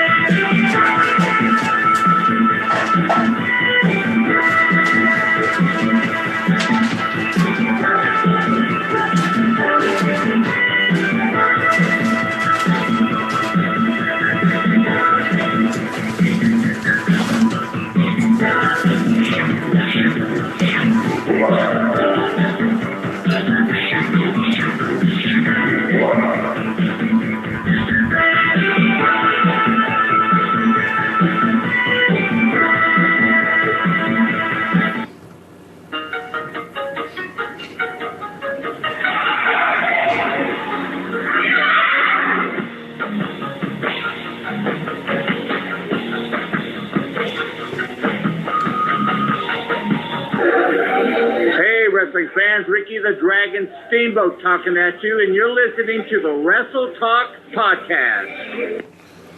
Bam! Breaking news, ladies and gentlemen, right here on the Wrestle Talk Podcast with Joe and Rene, easily found at WrestleTalkPodcast.com. What's up, Periscope? What up, Facebook Live? And shout out to all you replay listeners. Breaking news. Why do I got to do this again? Breaking news here on the Wrestle Talk Podcast with Ladies and gentlemen, we are back from the break. How awesome was it to talk to the Shogun? Hey, it was awesome. Hey, listen, Joe, I'm sorry for missing my cue there. My apologies. A little bit of a technical difficulty. But thank you guys for coming back off the break. You did hit the breaking news. So let me go ahead and get into it again. Breaking news here on the Wrestle Talk Podcast with Joe and Rene, straight from the desk of President Justin Elijah of GWF. This was just handed to me a few seconds ago. That's why I missed my cue, because it was just kind of being handed to me when that hit. Here comes the message. It says, over the past few days, I have had to put up with egotistical runts, hungry championship contenders, and fans that don't know their place when it comes to GWF. You stepped into my world, and there's nobody higher at GWF than me. Rebirth on March 25th in Kansas City, Kansas. You all will be able to witness the greatest wrestling in the Midwest, but you will get to see, by popular demand, Rick Maverick versus the Spider Assassin Kurt Gannon compete in some way, shape, or form for the GWF Championship. And like I've said time and time again, you shouldn't bet against me, or because I'm betting for Rick Maverick from Arizona via St. Louis for the GWF Championship. Get your tickets for GWF Rebirth now. You can head over to gwfent.com to secure your tickets. Again, do not forget to follow us on Twitter. Don't forget to go to gwfent.com for your tickets to this event. So it sounds like Justin Elijah is just another egotistical president who wants to invade our show to get his message across. Nightmare Jones, your thoughts on President Elijah picking Rick Maverick versus the Spider Assassin? I don't know if I can agree with that. Oh, man. Rick Maverick against Spider Assassin. That's going to be an insane match. I would love to be able to see that match. But never bet against Kansas City, bro. Never bet against Kansas City. That's all I'm going to say.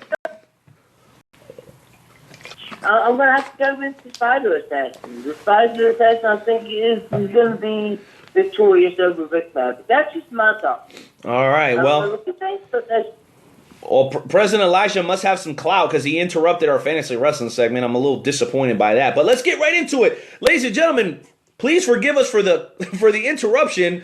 Without further ado, the FWWC Fantasy Wrestling segment is starting right now. Intern Timmy, hit that music for me.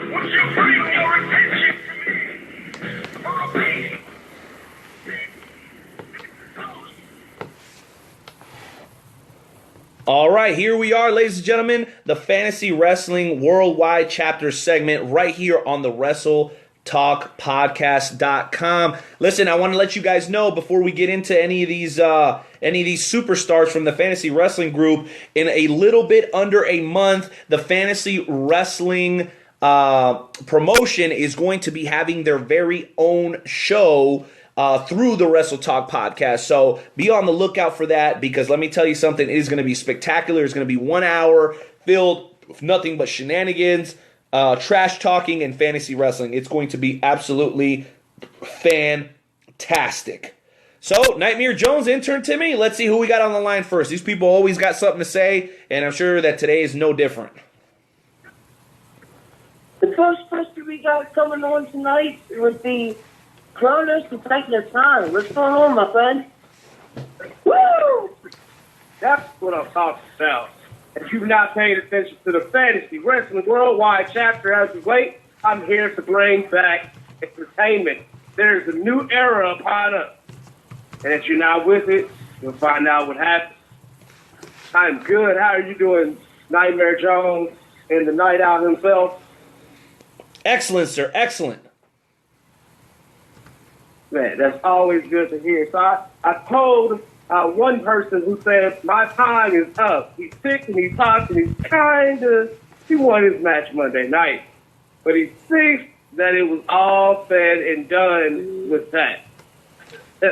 You must not realize that I am like a pesky mosquito. If you don't kill me dead, flat, I'm going to come back and get you again and again and again.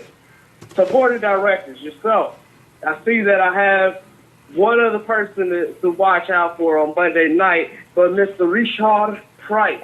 Wanted to make sure I say that to him directly. You're making a name for yourself, but you have not made a legend yet.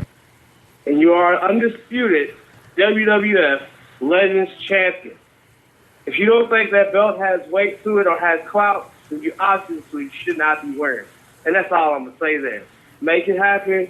He got to do more. Everybody that I've gone against has stepped their game up. Everybody that I've said things to has stepped their game up. Even our heavyweight champion himself has stepped his game up. And, man, did he make a statement Monday night. Speaking of the heavyweight champion, last night I had a little match with the heavyweight champion, and I beat the heavyweight champion. So, since I beat the heavyweight champion, I should be the heavyweight champion, right? Well, see, your match and your stipulations was all about the tag team division. This was one half of the tag team champions versus one half of the Voodoo Nightmares. Am I right? And you should be the tag team champion. And he said to me, Silky. Oh, I mean, I just hope that after you receive those titles, you bring entertainment back to those titles. Because everyone in the group knows that entertainment is a must.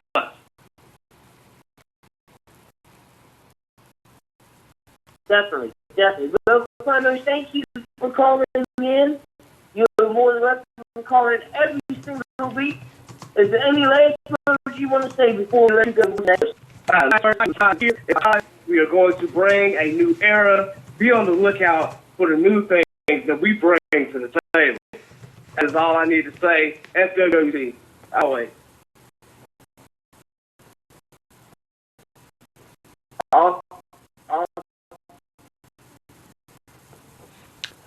Gentlemen, let's go ahead and bring in the next person. AJ Atticus. What is going on, my friend? Normally I come on here and I do this long drawn out introduction for myself.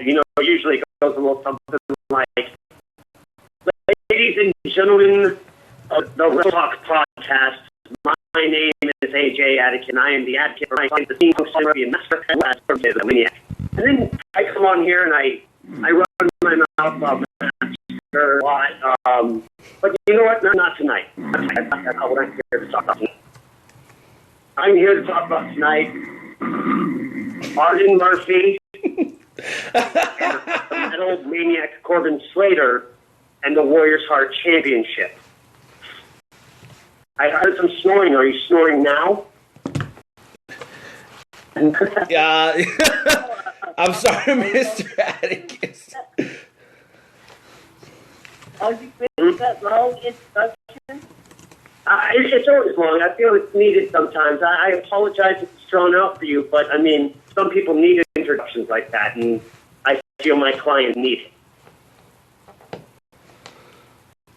So, as I was saying, Monday night, there was an awesome triple threat match where my client, Arden Murphy, came out on top. I'd like to pay a lot of respect to Jimbo Slice, Big Papa Kirk, But let's all admit, if that happens at the Royal Rumble, we have ourselves the new Warriors Hearts champion, don't we? I have a question for I have a question for Mr. Atticus here. Mr.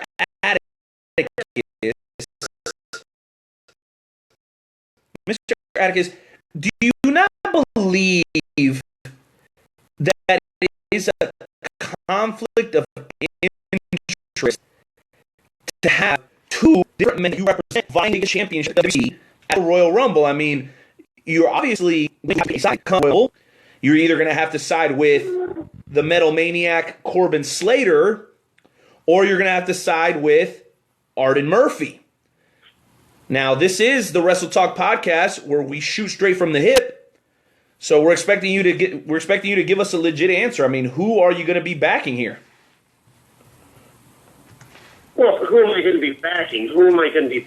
I mean, obviously, I would go with both of them if I could, but no disrespect to the Metal Maniac, I do understand him and Master seem to have put their stuff to the side, but they still have their own thing. But I got to go with a bet because also I can't see the Metal Maniac passing Master on moving up to the main roster, so I got to go with Arden on this one. So wait, you fall right into my trap here, Mr. Atticus. So you've actually chosen one of your clients over the other? Are you not supposed to be totally impartial towards both of your clients? Because it seems to me like you've basically just told everybody here in the FWWC that you have a favorite.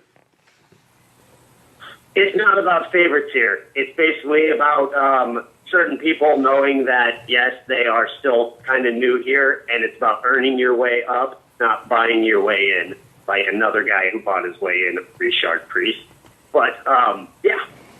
Oh, understand. So I understand that there was something that you wanted to share with the members here of the FWWC. Is it anything else on your mind? Yes, there is something on my mind. You guys like hinting, dropping little hints here and there about a host of a certain podcast that is going to be starting up in February. We did discuss that last week. Thank you for listening. Yes. And I feel like, I was going to sit here, I was going to tease and say, oh, I think I know, oh, and act like I was like doing some shock and surprise, but screw it, let's do this. Ladies and gentlemen of the FWW. Whoa. Wait just a minute here, okay?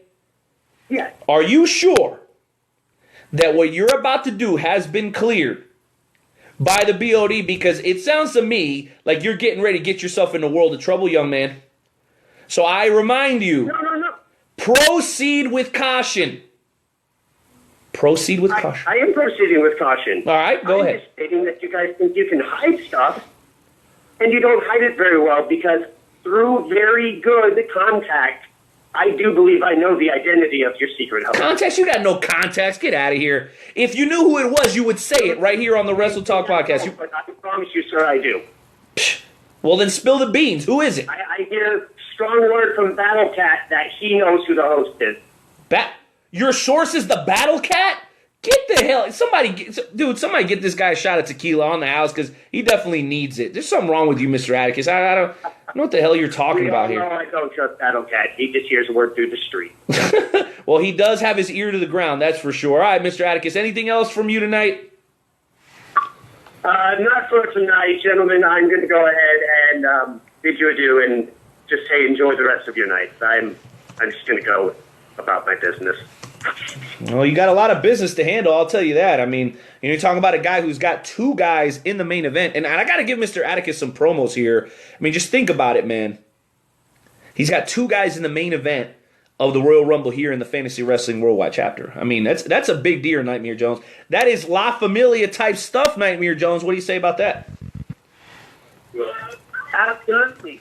That is definitely La Familia stuff. It's crazy. It's crazy stuff. He's developed himself quite a little faction over there, with Massacre, Arden Murphy, and the Metal Maniac Corbin Slater. And got to say, man, him and Kronos the Titan of Time definitely impressed me today. I'm looking forward to seeing what happens. This Monday, I know we've got quite a few matches on deck. We got a couple of triple threats on deck. And then we also are looking forward to the Royal Rumble 1 week from this Sunday, dude. It's going to be exciting. Nightmare Jones, I got to ask this question. Are we ready for Snippets of Truth? Yes, we are. We are ready for Snippets of Truth. So let's go ahead and bring in the music.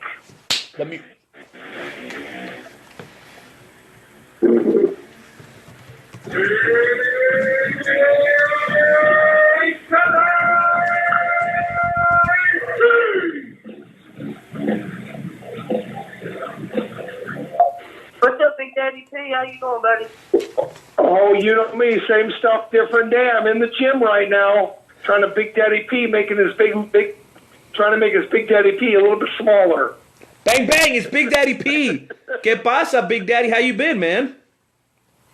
Good. Just got done teaching at Planet Nutrition. Chad's helping us out in the gym in the back room. So I've got a little bit of a break. I just got done off the bicycle. I am so proud of myself. I actually bicycled 1.5 miles versus 1 mile last week. So next week I'll do 2 miles. And you know how it is. Once I set a goal, man, I got to achieve it. Well, you know, you're one of those guys that when you set a target, man, you're not going to stop it until you hit it. And we definitely appreciate you. No, I tell you what, we definitely appreciate you for that. Big Daddy P, this week, I'm extremely proud of the Wrestle Talk family. I believe we have more prayer requests this week than we've ever had before. So, because of that reason, we want to let you get right into it because we're very, very excited. Wrestle Talk family reached out. There's many people out there in need, and we want to let you petition the Lord on behalf of all those people right here on the Wrestle Talk podcast. Absolutely, my brother. Let me go ahead and we'll start with Assad's. He's at Truman Medical Center, and he's got a broken right ankle, so it looks like he's going to need surgery, so we're going to pray for him. That's your El Luchador. And then it looks like there was a request from Jay Hollywood out of St. Louis, right? Yes, sir. Just a tough week. Just need some love juice going on. Love juice. And then we've got, let's see, Jessica's Pop has terminal lung disease, and he's in hospice. He is. That happens to be the father of Joe Laurinaitis, by the way. Animal. Yep. Okay, let's go ahead and pray.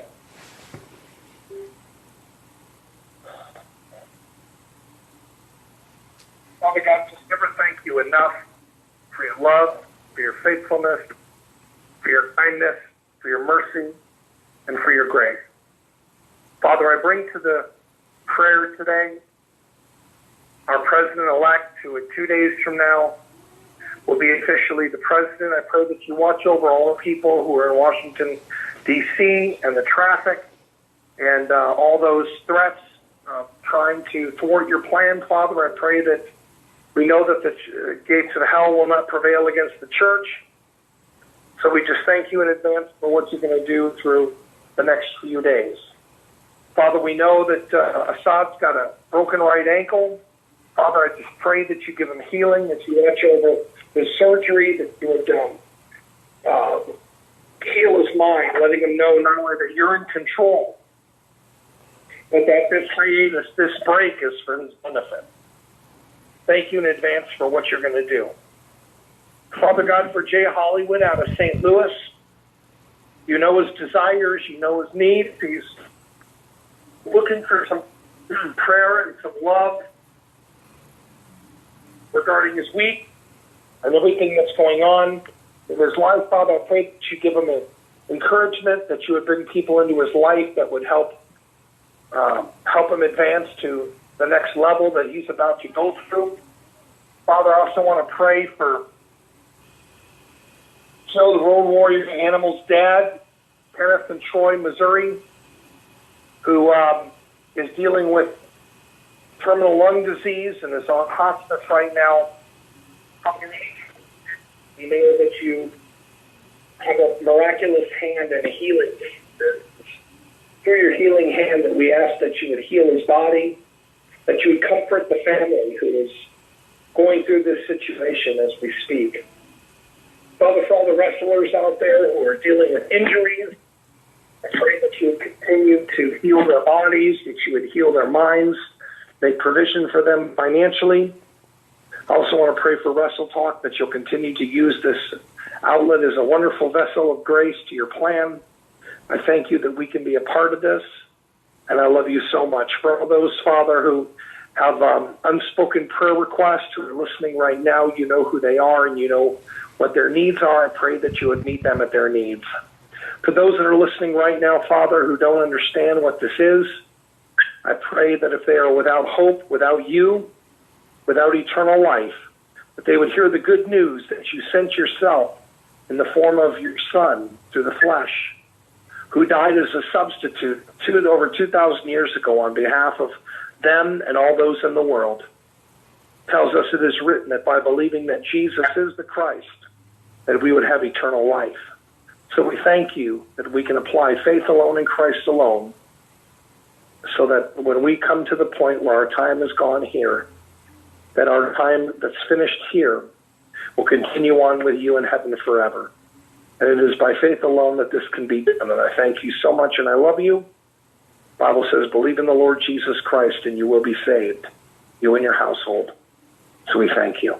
We love you, and we ask these things in Christ's name. Amen. Amen. Big Daddy P, ladies and gentlemen, Painter's Dream Productions, doing all of our work for the website. Do t-shirt works, whatever it is that you need. He's the guy to take care of you, on top of saving souls and such. Big Daddy P, I got to ask you this. Kurt Angle in the Hall of Fame. Briefly here, man, give us your thoughts on that. I know that's something you're probably pretty excited about. Yeah, I think it's great, man. Kurt Angle's had a long career, a good career. Overall, he stayed pretty healthy. I mean, compared to anybody else. He had those neck issues, but I'm glad that the WWE is giving him recognition. I'm hoping, prayerfully, that China will make it. I doubt it, but I hope she does. Just because the fact that she's gone now, they should have done it before, but they didn't. I think, you know, they have their decisions for doing what they're doing, and I'm just looking forward to. I've been watching WrestleMania 18, bro. That was the longest WrestleMania I've ever seen. There were so many matches in that WrestleMania. So I'm catching up. I'm definitely getting the WrestleMania vibe. Very excited about the Royal Rumble. Really excited to see who's going to win. There's a lot of action on Raw and SmackDown. I'm really liking the direction it's going. So it's great to be a wrestling fan today. No, yeah, we're definitely blessed to have him. We were actually discussing that a little bit earlier. I mean, if you're a wrestling fan here in particular, in the Midwest, things are really, really picking up around here. And then obviously nationally with the UK tournament that's going down, they just crowned a new UK champion. Truly the best time to be alive if you are a wrestling fan. Big Daddy P, as always, it's always an honor and a pleasure. Do us a favor, man. Let people know how they can find you through the various avenues of social media. Facebook, look for Perry Hartman, Big Daddy P, Painter's Dream Productions, Light Fear Path Ministries. All you got to do is just ask the Lord to point you, and he'll send you to the right place. You got it. Perry Hartman, ladies and gentlemen, our resident chaplain. Big Daddy Preacher, we'll catch you next week, sir. Always a pleasure.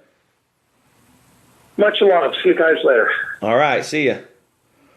Woo, Big Daddy P, bringing the faith to the Wrestle Talk podcast. Man, I love that. And it sounds like some of our Periscope and Facebook watchers are enjoying that as well. So we thank you guys, for taking part in that. I think it's a very positive thing that we do. It's very different from, I think, what any other show does. We do it at the risk of alienating a few people, but I think overall it's been a great thing for us to take just a minute, man, to thank the big man upstairs for everything he has done for us and for our listeners and for all the wrestlers and managers that we're fans of. So, Nightmare Jones, the time has finally arrived. Our featured guest of the evening, I believe, is ready to go. Can you confirm? Let me get in turn, Timmy, to make sure you keep talking, and we will will make sure. So just keep talking, Rene. All right, no doubt. Well, listen, guys, we've talked a lot of different stuff today. I mean, we obviously started with the 10-bell salute, talking about, Superfly, totally unfortunate passing. He was 73 years old, but we all know that he's been going through a lot of health issues, and then also the legal battle I think he was getting ready to go through was taking a toll on him. So, as I said earlier, regardless of how you feel about that aspect of his life, there's no doubt that what he did for Polynesians in wrestling and really for all people of color in wrestling cannot be denied.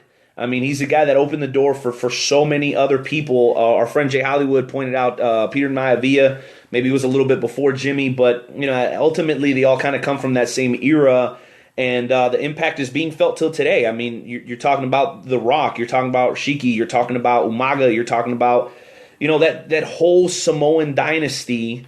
The Polynesians, the island folk, they've made such a tremendous and wonderful impact in pro wrestling that it cannot be forgotten that Superfly played a huge part in that. And then obviously we moved on, talked about Kurt Angle going into the Hall of Fame. You guys know we just asked Big Daddy P what he thought, and basically everybody's coming with the same thing in terms of Kurt Angle. It was totally and 100% overdue. A lot of the politics in wrestling, which a lot of us love because we love listening to those shoots on YouTube, but some of us hate because it creates this red tape around the wrestling business, has finally been torn, and now Kurt Angle is, as he said, home back with the WWE. Many are speculating that he's going to be an entrant in the Royal Rumble. Others are hoping and praying that he gets a match at either the Royal Rumble or WrestleMania.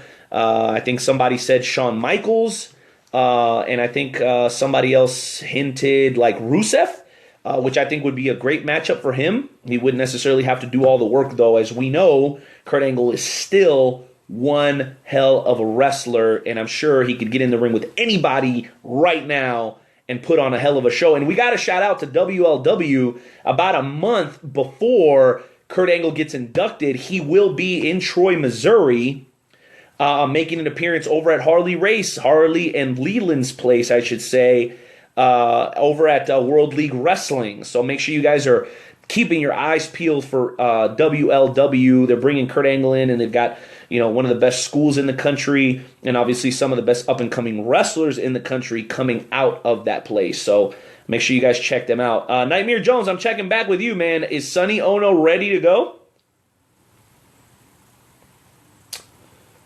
All right. Okay, Rene. Yes, sir.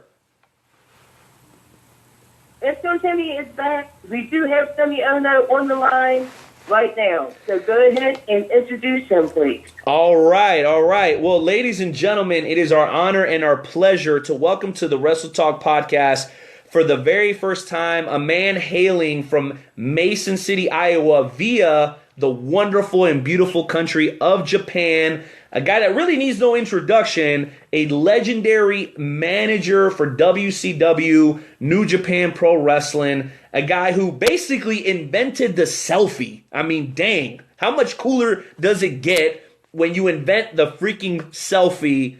The one, the only, Sonny Oono, ladies and gentlemen. Hey, thanks for having me, guys. It's Rene and who else we got? Rene and who else? And Joe. And Joe. Joe, okay. All right. So what's been going on, boys? Well, hey, a whole lot, man. We're really, really excited for 2017. Sonny, I was actually even more excited today. I saw that the local news there in Mason City did like a special on you, and I think they might have stole our idea, but it's okay. I'm not upset. I'm curious, man, what was that experience like? I mean, they did like a full-out article on you, and they actually even put you on the news. So what was that experience like? Oh, every couple of years they come and ask me to do a kind of, I mean, it's a small town I live in, and so I'm a D-list celebrity around here. So they It must have been a slow news night. So they came and talked to me about, history of my career from being in martial arts and getting into wrestling. And it's a fun ride we had, Oh, no doubt. And they definitely treated you with, I think, the respect that you deserve. Though I'm curious, I'm wondering if these news people really even truly knew who you were, because here on the Wrestle Talk podcast, we're heard all throughout the world, really, but the core of our listenership is here in the Midwest and up on the East Coast. I know we know who you are, but I'm wondering if they did or didn't, because, those news people, I don't know how much they know about wrestling. So you're talking to some real wrestling fans here. Well, yeah. Well, the guy who did the report, AJ, he covered my son, who was a state champion in Iowa throughout his high school career. So they know more of my son and related to wrestling, and then they probably know about me. Oh, that's cool. So you're your son's dad. Instead of like, oh, that's Sonny Oono's kid. They're like, no, that's whatever. I don't know what your son's first name is, but oh yeah, that's his dad. Yeah, my son's name is Kaz, K-A-Z. Oh, that's Kaz's dad. Kaz Hayashi that that's cool. I worked with back in the days. But that's cool. Yeah, he was a state runner-up as a junior and a state champion. Wrestling, since Iowa does not have any professional sport, so Iowa Hockey, Iowa State, wrestling is probably one of the strongest following sport. And state, anywhere in the United States, probably. Right. They sell out Wells Fargo Arena in Des Moines in span of 10 minutes. I believe that. Sold out. Yeah, I mean, it's crazy. When you got 15 to 20,000 people cheering for a high school wrestling match, it gets pretty intense around here.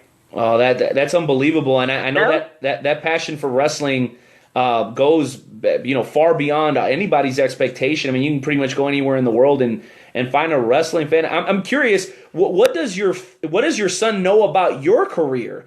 I mean, have you shown him anything? I mean, does he know kind of what you experienced?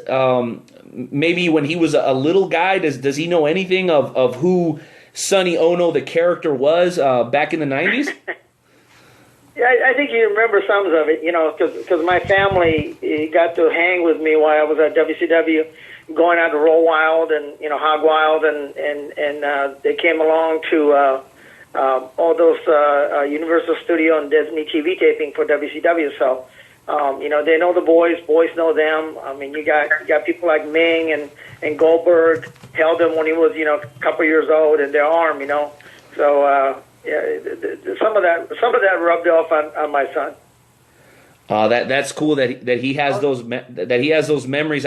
Just a few weeks ago, Goldberg was in the ring. I don't know if you keep up with the product today, but his son and his wife were ringside, kind of, and he said that his son had never even seen him do what he did back in the day. So I was curious as to whether or not your son knew anything about what Dad did back in the day. Well, we're talking about my youngest Kaz, and he's 20 years old now. So, he was real young. He was only like a couple years old when I got out of wrestling, as far as television goes. But you got WWE 24/7. Oh yeah. All the Nitro shows back on, and you got all those pay-per-view on there, so they get to see me. One of the funny stories that I can tell you was I have an older boy who's 26 now. And one time I was disciplining him, and I told him, "Hey, you're gonna have to go have a timeout." So he goes down to the basement. Usually, after a couple of minutes, how kids are. They usually ask to, can I come out of my timeout now? And for half an hour he's down there, and I kind of forgot about him. And so I go downstairs to peek down there, and he's playing a video game, but it was the NWO, WCW NWO video game, and I was in that game, and so I look at him, and he's got Hulk Hogan beating the crap out of me. What you doing? I'm mad at you, Dad, so I'm having a Hulk beat on you. Oh, that's incredible, man. That's a great story. So since he couldn't do anything to you, nobody wants to step up to their dad. I think that's probably the best it was going to get for him, huh? Yeah. Well, he's a way for him to get back at me, I guess. Oh, my. Well, listen, we're going to jump around here a little bit. We've got quite a few people watching us through social media. Thank you to our Periscope and Facebook followers. I do want to go ahead and say this. I want to send a special shout out to Steven Sonny Mayo, who was the one that kind of put us together, Sonny.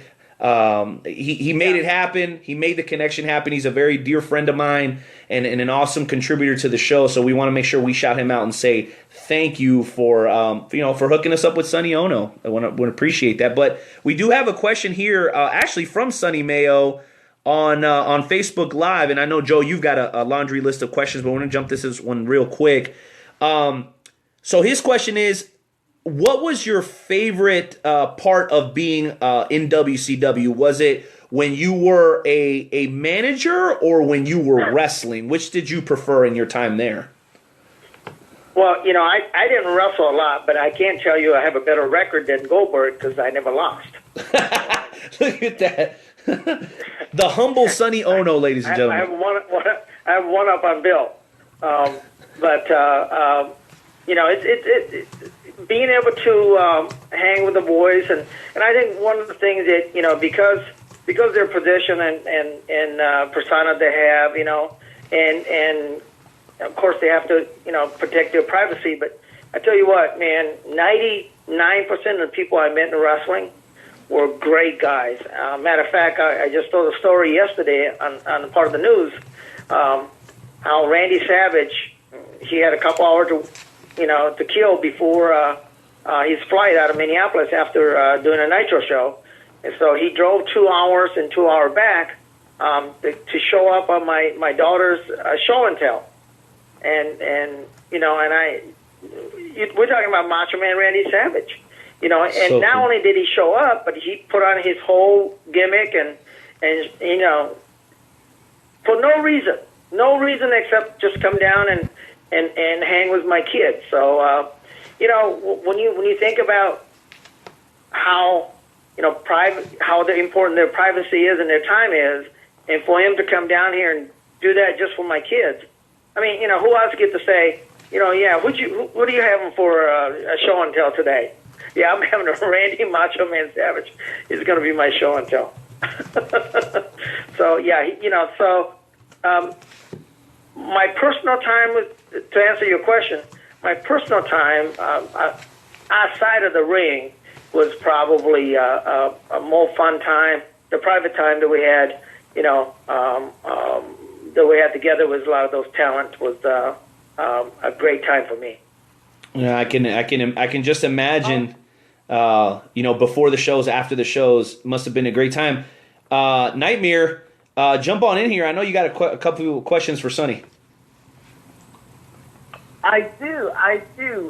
Well, first of all, thank you for agreeing to come on to the show. And my question is, I was watching a Monday Nitro from, I think it was March or May 1996. You were in a feud with Masahiro Chono, and you brought in the Great Muta. And the Great Muta turned on you and joined the NWO. What was it like to work with Masahiro Chono and the Great Muta? Well, the Chono has, he's still relevant in Japan. He does announcing for, I believe, for Fuji TV or TV Asahi, one of those two. Matter of fact, they just had the Big Dome show, and he was announcing on that. So he's still relevant in wrestling world, as he has moved on as a television personality, per se. He's out of the ring now, but he does some announcing, and he does a lot of personal appearance. To answer your question, Chono, once again, a lot of those guys became lifelong friends. So, and to give you an idea, I think you will agree with me that NWO Japan was probably the biggest angle that New Japan ever had, as in terms of history of the company. I remember one summer we were selling so many T-shirts at their event, and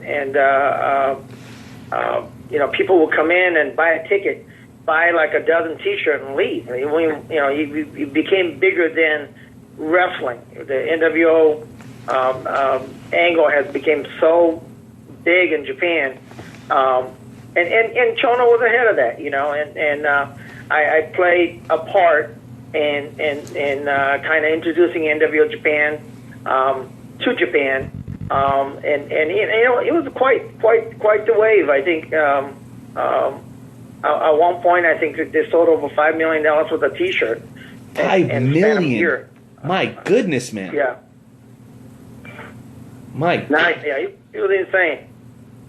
It's absolutely incredible. Well, we do also have our resident blogger, Miss Outlaw, back with us tonight. And she actually wants to jump on and ask a question as well. So, intern Timmy, let's set up Miss Outlaw here and have her come on and ask the legendary WCW and New Japan manager Sonny Oono a question when she's ready. Hi, Sonny. It's Brandis. I just want to get your thoughts on. It's basically a general question I like to ask from time to time, especially for veterans. Is do you believe there's with all the technology advancement and so much of there's more the curtain is being pulled back now on professional wrestling. Do you sense that there's more of a huge, bigger boom of the smaller independent wrestling promotions than possibly the bigger league promotions? You mean right now there's more independents? Well, yeah. Do you think that there's more of a draw towards those than the bigger mainstream promotions? Right. Well, obviously television is very powerful tools, but and like you said, it's now that because you can, you and I can have a show and actually have a video or have a audio show or podcast like what we're doing right now. So technology has played a big part.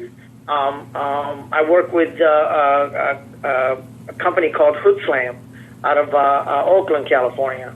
They have a product.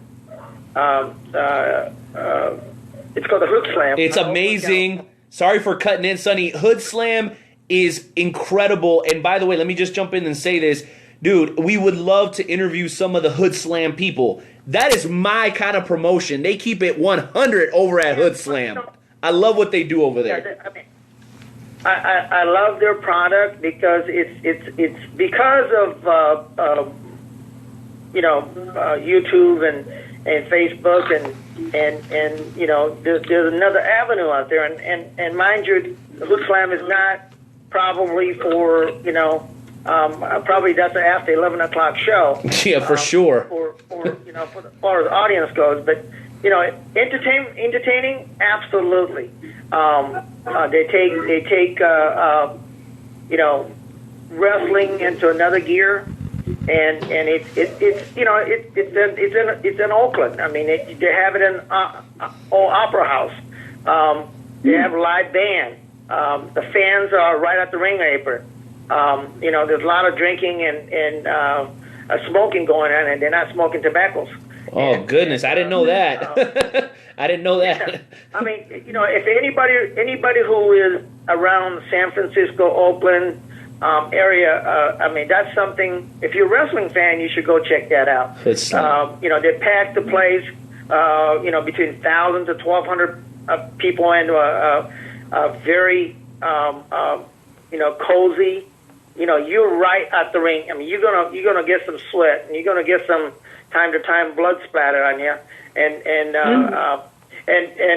it's edgy, a little risque, like I said, but it's amazingly entertaining. A guy who does the show named Khan, he does a hell of a job. So I certainly recommend that, and I work with other promotion as well. Booker T has his own wrestling school and promotion, and down in Houston.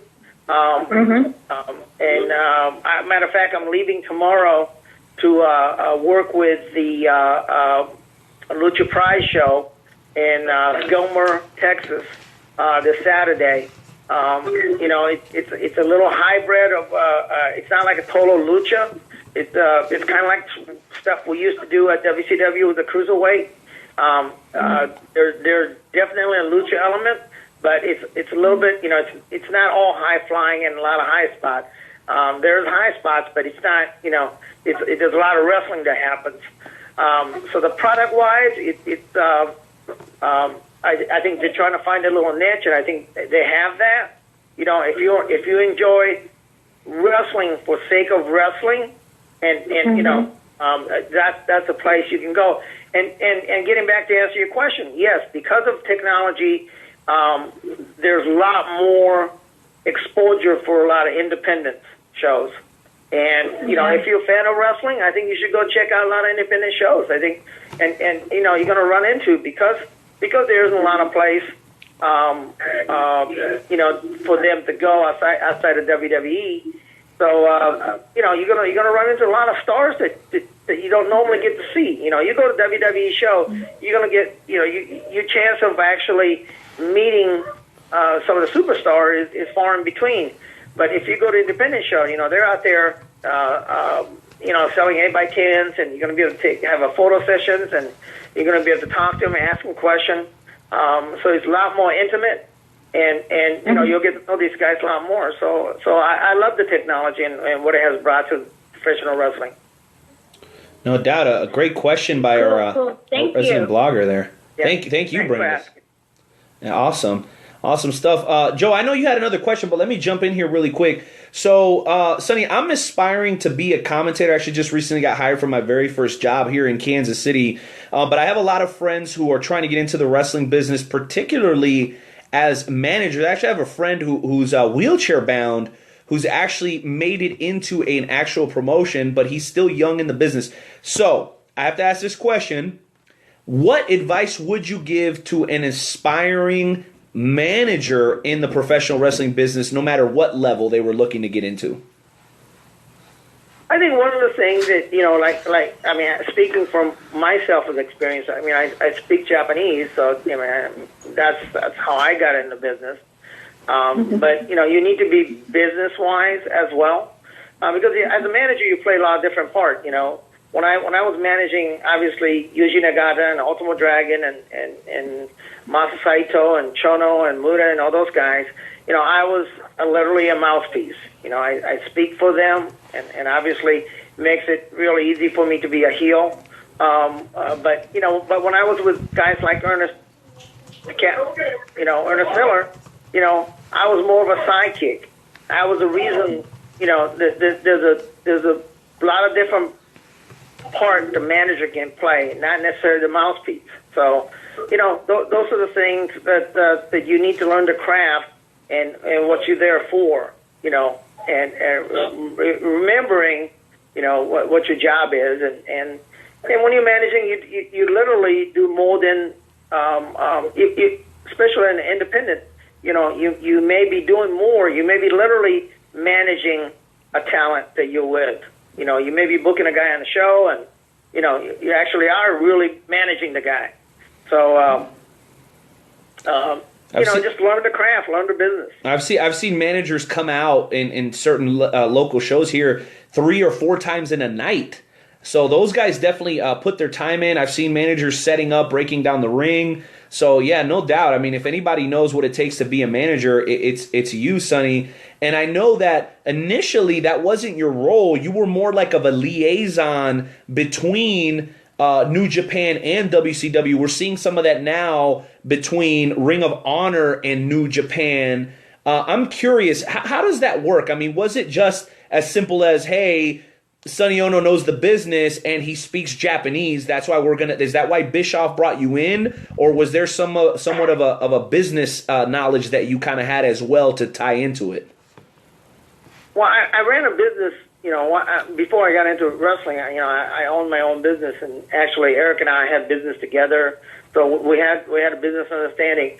And I think that what happened on that situation, how I got into business, was because the prior management had taken money from New Japan and not produce what they paid for, which was WCW talent. So there was a heat there, and we had to go and put that fire out and make sure that we make that agreement correct. And one of the biggest frustration they had was, because of time difference and technology is now different now, but there was a communication issue. And one of the biggest frustration they had on their part was that they could never get to the decision maker, such as if they wanted to book a certain talent from WCW, he was delayed, and there was, no, he can't. He's in Angle over here right now, so he can't come. So, those are the things. Now, obviously, that was their frustration. So when one of the biggest questions they asked was the contact person, and it was really easy to have me as a contact person. One, because I spoke Japanese, and I could call Eric, and Eric would always answer my call. You know what I mean? Oh, so, I see. It made it real easy, because they know if they could talk to me, they knew I could get to Eric. Get to him. So I think that made the agreement to bloom. And what really happened, if you look at if you give me a second to explain. Sure. What happened was, when a Nitro started, when you have a 2-3 hour news show, and of course then there was a Thunder, and then you're talking about 6 more hours of television. Well, you can't use the talent you have for that many hours of wrestling. Of course. So we needed talent, and what really worked out, Japanese wrestler like Muda, Chono, Jushin Thunder Liger, which is amazing talent. Those guys needed exposure and world wrestling, world television. And when Japanese guys came over here and became big star, like Chono did, that made him bigger than life back home. So it was good a business for them to bring their talent over here. At the same time, you had, when Kevin Nash and Scott Hall goes over there on Big Dome show, alongside was Muda and Chono to take over. They were feuding with New Japan office, because the NWO Japan was kind of like NWO here, right? Versus WCW. So they kind of used that angle over there as well. So that was the biggest a business for them. So a lot of things made sense, and we needed talent. So being able to use the New Japan talent when they were over here, we could invite them to be on Nitro. It was great for both companies. So that's how Chris Benoit, Dean Malenko, Eddie Guerrero, those guys were under contract with New Japan when we started the program. Well, if you really think about it, it made New Japan a lot more sense. It made sense to us to put them on the WCW contract, so both companies can use them. So it made financial sense for WCW to have those guys on the contract, where we can farm them out to New Japan as well. And I think one point, they were paying over $1 million to be able to use our talent on their shows. That's amazing that you were able. It's amazing that you were able to create that bridge between the two. And like I said a little bit earlier, it's still going on today. Wrestle Kingdom 11 that we just saw a couple of weeks ago, which was a tremendous show, something like that could have never happened on the level that it did without somebody like you laying the groundwork for that connection to happen. And I know the Japan, United States thing had happened before. Ric Flair was going out there and wrestling back in the 70s and 80s, but I think you really merged it. So when we say legendary WCW manager, it's not just the selfies and coming out with Ultimo. You literally, what you did changed the business, and it helped it become what it is today, which is something you should be pretty proud of, man. Yeah, I played a part in it, but I think with the smartest guys, we had a lot of conversations flying back and forth with we had a private conversation with Eric. I remember telling him after that the initial trip, And I said, it's too bad that the company can't go against the company. And I think that was light bulb goes off in his head and says, yeah, because New Japan had those kind of angles where New Japan versus rival company and have a big show, a joint venture show, which could never happen between WWF and WCW. No. But Eric created getting Kevin and Hall as NWO Angle to come over here. I think created that created kind of like that they were invading us, and so I think that's how how that thing started, and it made it a lot more interesting. And the unfortunate thing is that because there's not a real big head-to-head competition, I think wrestling product suffers. Yeah, no doubt. We talk about that all the time here. We talk about everybody has to be separate. Yeah, everybody has to. It was great for the boys because there was two. You had a two-place you could go. 2 paychecks. And so unfortunately, Ring of Honor is doing a pretty good job. But they are. At the same time, they're not certainly anywhere close to the par was juggernaut like WWE, but. With New Japan and what they're doing, I think things are going well. So, you got a guy like AJ Styles who went to Japan, made a name for himself, and then now he gets hired by WWE. So, even there's a lot of avenues where you can get to the top of the heap. Yeah, well, even the Japanese wrestlers right now. I mean, when you think about it. When you want to talk about who's on the top of the mountain right now, I mean, you're not going to have to go too far down the list until you start mentioning Asuka or Shinsuke Nakamura. I mean, you're talking about guys and gals right now that with their experience over in Japan, I mean, they come so refined and so prepared to main event that they literally jump right into WWE and start main eventing. And I think that's a treat for us. Somebody who I consider myself to still be somewhat of an infant as a fan. This is the first time I've seen Shinsuke. This is the first time I've seen Asuka. I'd heard of AJ Styles before, but never really watched too much TNA. So it's a wonderful thing that's happening. Though I agree with you, Sonny, in the fact that I think it could be bigger and better if people would realize the opportunities. Not to put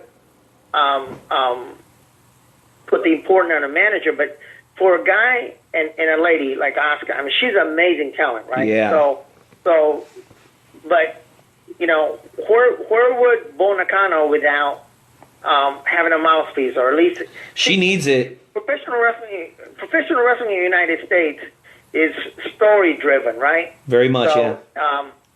Certain matches are pretty easy. You got you got the bad guy and good guys, and they go at it, but they still got to be able to tell the story. And if you don't speak English, it's very hard to tell the story. Yes, it is. So even when I managed the Akira Hokuto, who is legendary in Japanese, Joshi wrestling, female wrestling, there was he married Kensuke Sasaki. Well, everybody in Japan knew about that. Right. Well, and so, but came huge. They huge created story. why manage. There was if you remember some of the Nitro shows and pay-per-view, Kensuke didn't like some of my antics because he's a big baby face over there. Right. So there was we started to tell the story between their marriage. And by the way, right now, Akira Hokuto is a big television personality, and she's suffering cancer, and so she's been out for a little bit, but she's bigger than life over there, beyond wrestling on television world. She's a celebrity. But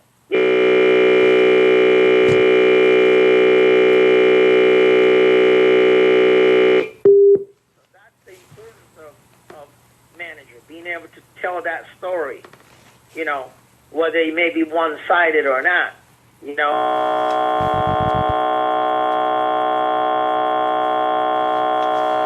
Looks like we're having some connection issues here. That's unfortunate.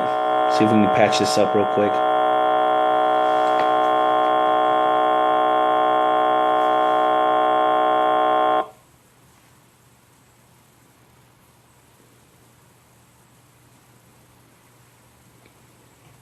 Blog Talk Radio.